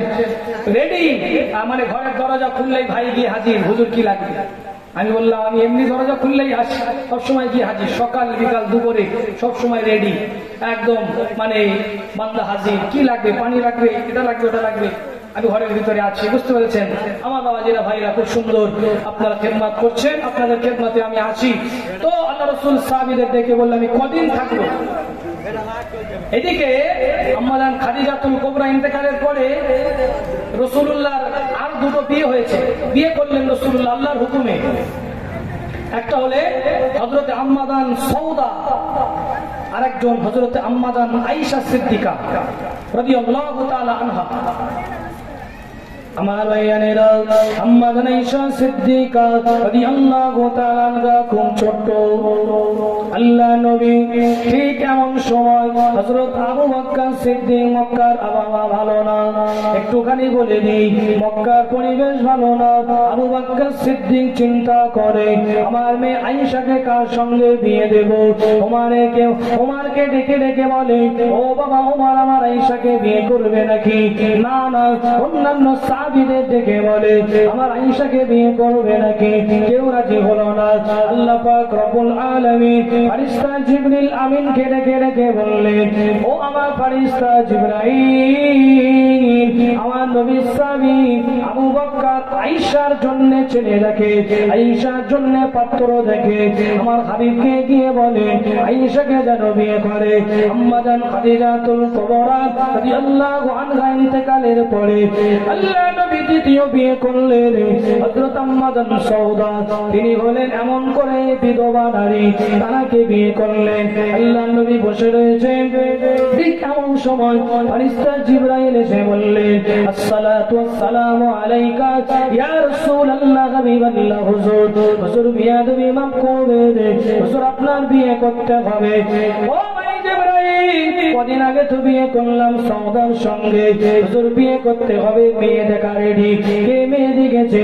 হুজুর ফেরেশতা জিবরাইল এভাবে করে আম্মাজান আয়েশার তাসবিহটা নিয়ে, ফটোটা নিয়ে আল্লাহ নবীকে দেখিয়েছে। আল্লাহ নবী থেকে মিষ্টি হাসি দিয়ে বললেন এটা তো আমার আবু বকরের ছোট কন্যা আয়েশা, খুব আদরের মেয়ে। হুজুর হ্যাঁ এই মেয়েটার সঙ্গে আপনার বিয়ে হবে, এটা আল্লাহ পাক নিজেই তিনি হুকুম দিয়েছেন যে আপনার সঙ্গে আয়েশার বিয়ে হবে। জোরে বলুন সুবহানাল্লাহ। আম্মাজান আয়েশা সিদ্দিকা রাদিয়াল্লাহু তাআলা আনহার খুব বুদ্ধি। খাদিজাতুল কুবরার সঙ্গে বিয়ে হয়েছে, রাসূলুল্লাহর বয়স 25, মায়ের বয়স 40। আগে বলেছি সান্ত্বনা দেওয়ার প্রয়োজন, টাকা পয়সার প্রয়োজন, সেই জন্য ঠিক এই জায়গায় খাদিজার মতো মানে যোগ্য বিবি রাসূলুল্লাহর প্রয়োজন। এবারে দিনের আয়াতগুলো, কোরআনের আয়াতগুলো নাযিল হচ্ছে। একজন বয়স্কা নারী কোরআনের আয়াতগুলো সেইভাবে মনে রাখতে পারবে না। আম্মাজান আয়েশার বয়স মাত্র 6 বছর, ব্রেন খুব তীক্ষ্ণ। রাসূলুল্লাহ যেটা বলেন সেটা মুখস্থ করে নিতেন, একবার শুনলে জোরে বলুন সুবহানাল্লাহ। এবারে দিনের হাদিসগুলো রাসূলুল্লাহ জবানে হাদিস আর কোরআনের আয়াতগুলো মুখস্থ করতে হবে। ঠিক সময় অনুপাতে রাসূলুল্লাহর বিবি হয়ে গেলেন আম্মাজান আয়েশা সিদ্দিকা। আম্মাজানের বিয়ে হলো, বয়স মাত্র 6 বছর। রাসূলুল্লাহ হিজরত করে চলে যাওয়ার পরে মদিনাতুল মুনাওয়ারায় গিয়ে আম্মাজানের রুখসাতি হয়েছিল 9 বছর বয়সে। 9 বছর বয়সে আম্মাজান আয়েশার ব্রেন ছিল খুব তীক্ষ্ণ, একবার শুনলেই তিনি সব মুখস্থ করে রাখতেন। আমার আম্মাজানেরা, ভাইয়ানেরা, মা এবং বোনেরা, মদিনায় গিয়ে রাসূলুল্লাহ সাহাবীদের ডেকে ডেকে বললেন আমার সাহাবীরা, আমি আবু আইয়ুব আনসারীর বাড়ি কদিন থাকবো, আমি একটা মসজিদ বানাবো। একটা মসজিদ তৈরি করব, এখান থেকে মসজিদে কোবা অনেকটা দূর, আমি একটু নিচে হাতে একটা মসজিদ করব, যে মসজিদটা হবে মসজিদের নববী। আল্লাহ নবীর কথা শুনে মদিনার সাহাবীরা খুশিতে ভাগে বাও। আল্লাহ নবী নিজে হাতে মসজিদ তৈরি করবেন, রাসূলুল্লাহ মসজিদ করবেন, মনটা সকলের খুশি হয়ে গেছে। ও সাহাবীরা তোমরা জায়গা দেখো, জায়গা জমি রাখো, আমি রাসূলুল্লাহ একটা মসজিদ করব। আল্লাহ নবীর সাহাবীরা জায়গা দেখে মদিনায় আল্লাহ নবী আসার ওসিলায় মদিনার জায়গার দাম বেড়ে গেছে। আল্লাহ নবীর সাহাবীরা খুঁজে খুঁজে খুঁজে খুঁজে ওই যে ফাঁকা জায়গাটা পড়েছিল, যে জায়গায় আল্লাহ নবীর উঠনে গিয়ে বসেছিল, ওই জায়গাটা পছন্দ হয়ে গেছে। ইয়া রাসূলুল্লাহ গে, ইয়া হাবিবাল্লাহ, মদিনায় একটা জায়গা আছে, খুবই সুন্দর জায়গা, কিন্তু ওই জায়গাটা দুটো এতিম বালকের জায়গা, দুটো এতিম ছেলের জায়গা, ওদের দুজনকে ডাক দাও, একজনের নাম সাহিল আর একজনের নাম সোহাইল। আল্লাহ নবীর সামনে এসে হাজির। আসসালাতু ওয়াসসালামু আলাইকা ইয়া রাসূলুল্লাহ হাবিবাল্লাহ, হুজুর আপনি কি আমাদের তলব করেছেন? আল্লাহ নবী দয়ার নবী মায়ার নবী সোনার জবান দিয়ে বলে, ও বাবা সাহিল আর সোহাইল, আমি রাসূলুল্লাহ আমাদের জায়গাটাকে নিয়ে কিনে নিতে চাই, আমাদের জায়গায় মসজিদ বানাবো, তোমাদের জায়গাটা আমি রাসূলুল্লাহ আমার পছন্দ হয়েছে। সেই সময় সাহিল আর সোহাইল বলে, ইয়া রাসূলুল্লাহ হাবিবাল্লাহ, আল্লাহ পাকের নবী, হুজুর বিয়াদবি মাফ করুন, মুস্তাগিরা ক্ষমা করুন, হুজুর আপনি তো জাগানের বাদশা, মক্কা কাফেরদের অত্যাচারে আল্লাহ পাকের হুকুমে মক্কা ছেড়ে মদিনায় চলে এসেছে, আমাদের মেহমান হয়েছে, হুজুর আপনি মসজিদ করবেন। আল মসজিদু বাইতুল্লাহ, মসজিদ হলো আল্লাহর ঘর, আল মাদ্রাসাতু বাইতি, রাসূলুল্লাহ বললেন মাদ্রাসা হলো আমি রাসূলুল্লাহ আমার ঘর। ইয়া রাসূলুল্লাহ গে, ইয়া হাবিবাল্লাহ, হুজুর আপনি মসজিদ করবেন, আমাদের জায়গাটা পছন্দ হয়েছে, আমাদের তকদির ভালো, আমাদের নসিব ভালো, হুজুর না না টাকার দরকার নেই, হুজুর আমাদের জায়গাটা এমনি এমনি আপনাকে দিয়ে দিলাম। জোরে বলুন সুবহানাল্লাহ। ও ভাই জানেন, আব্বা জানেন, ঠিক এমন সময় দেখা গেল আল্লাহ নবী বলতে লেগেছে, ও বাবা সাহিল আর সোহাইল, মদিনার ইহুদিরা বলা বলি করবে, আব্দুল্লাহর বেটা মুহাম্মদ মক্কা থেকে মদিনায় চলে এসেছে, এসেই দুটো এতিম বালকের জায়গা পড়ে আছে, তাদের মাথার উপরে গার্জেন নেই বলে, আব্বা বেঁচে নেই বলে জায়গাটা জোর করে গাছ করে নিয়েছে, জোর করে কেড়ে নিয়েছে, ওই জায়গায় মসজিদ বানাবে বলে ইহুদিরা বাজে বাজে কথা বলবে, এই জায়গাটা আমি রাসূলুল্লাহ কিনে নেব। তারা বারে বারে বলে, ইয়া রাসূলুল্লাহ হাবিবাল্লাহ, এই জায়গাটা আপনার কদমে আমরা দান করে দিতে চাই। ঠিক এমন সময় হযরত আবু বকর সিদ্দিক নিজের ব্যাগ থেকে একটা আস্কিনা পুটলি বার করলেন। ও এই পুটলির ভিতরে কি রয়েছে, এই কাপড়ের ভিতরে কি লেখা আছে, কি রাখা আছে? ইয়া রাসূলুল্লাহ হাবিবাল্লাহ, ইয়া রাসূলুল্লাহ হাবিবাল্লাহ, মক্কা থেকে মদিনায় হিজরত করব, 6 মাস আগে আপনি আমাকে বলেছিলেন। সেই দিন থেকে বাড়িতে টাকা পয়সা গুলো জমিয়ে জমিয়ে জমিয়ে রেখেছি, না জানি মক্কা থেকে মদিনায় চলে যাব, মদিনার মানুষেরা আমাদের সঙ্গে কেমন ব্যবহার করবে, আমাদের সঙ্গে কেমন আচরণ করবে। যদি এই টাকাগুলোর প্রয়োজন হয়, ওই জন্য আমি টাকাগুলো জমিয়ে রেখেছিলাম। ভালোবাসা কাকে বলে দেখেন, মুহাব্বত কাকে বলে দেখেন। নিজের সংসারে কষ্ট গেছে, রাসূলুল্লাহকে খুশি করবেন বলে টাকাগুলো সব গুটিয়ে গুটিয়ে গুছিয়ে গুছিয়ে রেখেছি। ইয়া রাসূলুল্লাহকে, ইয়া হাবিবাল্লাহ, এই টাকাগুলো এনেছি, এই টাকাগুলো সাহিল আর সোহাইলকে দিয়ে দেন। আল্লাহ নবী ওই টাকাগুলো আবু বকরের কাছ থেকে নিয়ে ওই দুইজন এতিম বালক সাহিল আর সোহাইলের কাছে তুলে দিলেন। ওই দুজন এতিম বালক সাহিল আর সুহাইল ওই টাকাগুলোর হাতে দিয়ে আল্লাহ নবীর সামনে গিয়ে তো যেন হয়ে বসে পড়ে বললেন, ইয়া রাসূলুল্লাহ হাবিবাল্লাহ, হুজুর আপনি মসজিদে নববী বানাবেন, অনেক টাকা প্রয়োজন হবে হুজুর, এই টাকাগুলো আমরা দুই ভাই নিয়ে মসজিদ বানানোর জন্য আল্লাহর রাস্তায় দান করে দিলাম। আল্লাহু আকবার। ইয়া রাসূলুল্লাহ, ইয়া রাসূলুল্লাহ, জিন্দাবাদ জিন্দাবাদ। আল্লাহু আকবার। আমার আওয়াজে ভাই রাসূলুল্লাহ বললেন, এই জায়গাটা পরিষ্কার করা হোক। সুন্দর করে পরিষ্কার করা হলো। কয়েকটা ইহুদিদের কবর ছিল, ইয়া রাসূলুল্লাহ কিছু ইহুদিদের পুরনো কবর আছে, কবরগুলো মানে ওই হাড়গুলো এক জায়গায় করে ওই একটা কোনায় নতুন করে গর্ত করে ওই জায়গায় দিয়ে দাও। 100 হাত লম্বা আর চওড়ায় 100 হাতের একটু কম চতুর্ভুজ আকৃতির মদিনার মসজিদ বানানো হবে। খাজুর গাছে আল্লাহ নবী বললেন, সাহাবীরা নবীজি বলেন খাজুর গাছগুলো কাটবে, লম্বা লম্বা রাখবে, খাজুর গাছগুলো ক্লিয়ার করা হবে, খাজুর গাছের পাতা দিয়ে মসজিদে নববীর ছাউনি করা হবে। আর কিছু খাজুর গাছ দিয়ে আমি রাসূলুল্লাহ আমার জন্য মসজিদের নববীর বাইরে ছোট ছোট কিছু হুজরা ঘর তৈরি করা হবে। 3টি ঘর বানানো হলো। কটা? 3টি। রাসূলুল্লাহর জন্য 3টি ঘর বানানো হয়েছে। উম্মাদান আয়েশার ঘর, রাসূলুল্লাহর মিম্বার সোজা ঠিক পিছনে। আল্লাহ রাসূল বললেন, মা বাইনা বাইতি ও মিম্বারি রাউযাতুম মির রিয়াজিল জান্নাহ। আমি রাসূলুল্লাহ আমার ঘর আর আমার মিম্বার এই মাঝখানের জায়গাটা হলো রাউযাতুম মির রিয়াজিল জান্নাহ, জান্নাতুল ফেরদাউসের একটি টুকরা। হাজী সাহেবরা যারা হজে যান এই জায়গায় একটু নামাজ পড়ার জন্য সব পাগল হয়ে যায়, কিন্তু সবার সুযোগ হয় না। সুযোগ হলো একটু সময়, বেশি সময় না। ওই জায়গাটায় খুব ভেড়াভিড়ি, রিয়াজুল জান্নায় গিয়ে নামাজ পড়লে আল্লাহর জান্নাতেই নামাজ পড়া হয়। জোরে বলুন সুবহানাল্লাহ। নামাজ সুন্দর করে মসজিদের নববী তৈরি হয়ে গেল। আমার বাবাজিরা ভাইয়েরা, দেখতে দেখতে ঘড়ির টাইম কাটায় 12টা। আসেন তাজিমান দাঁড়িয়ে বিশ্ব নবীর সানে একটু সালাতু সালামের নজর পেশ করি। ইয়া নবী সালামু আলাইকা।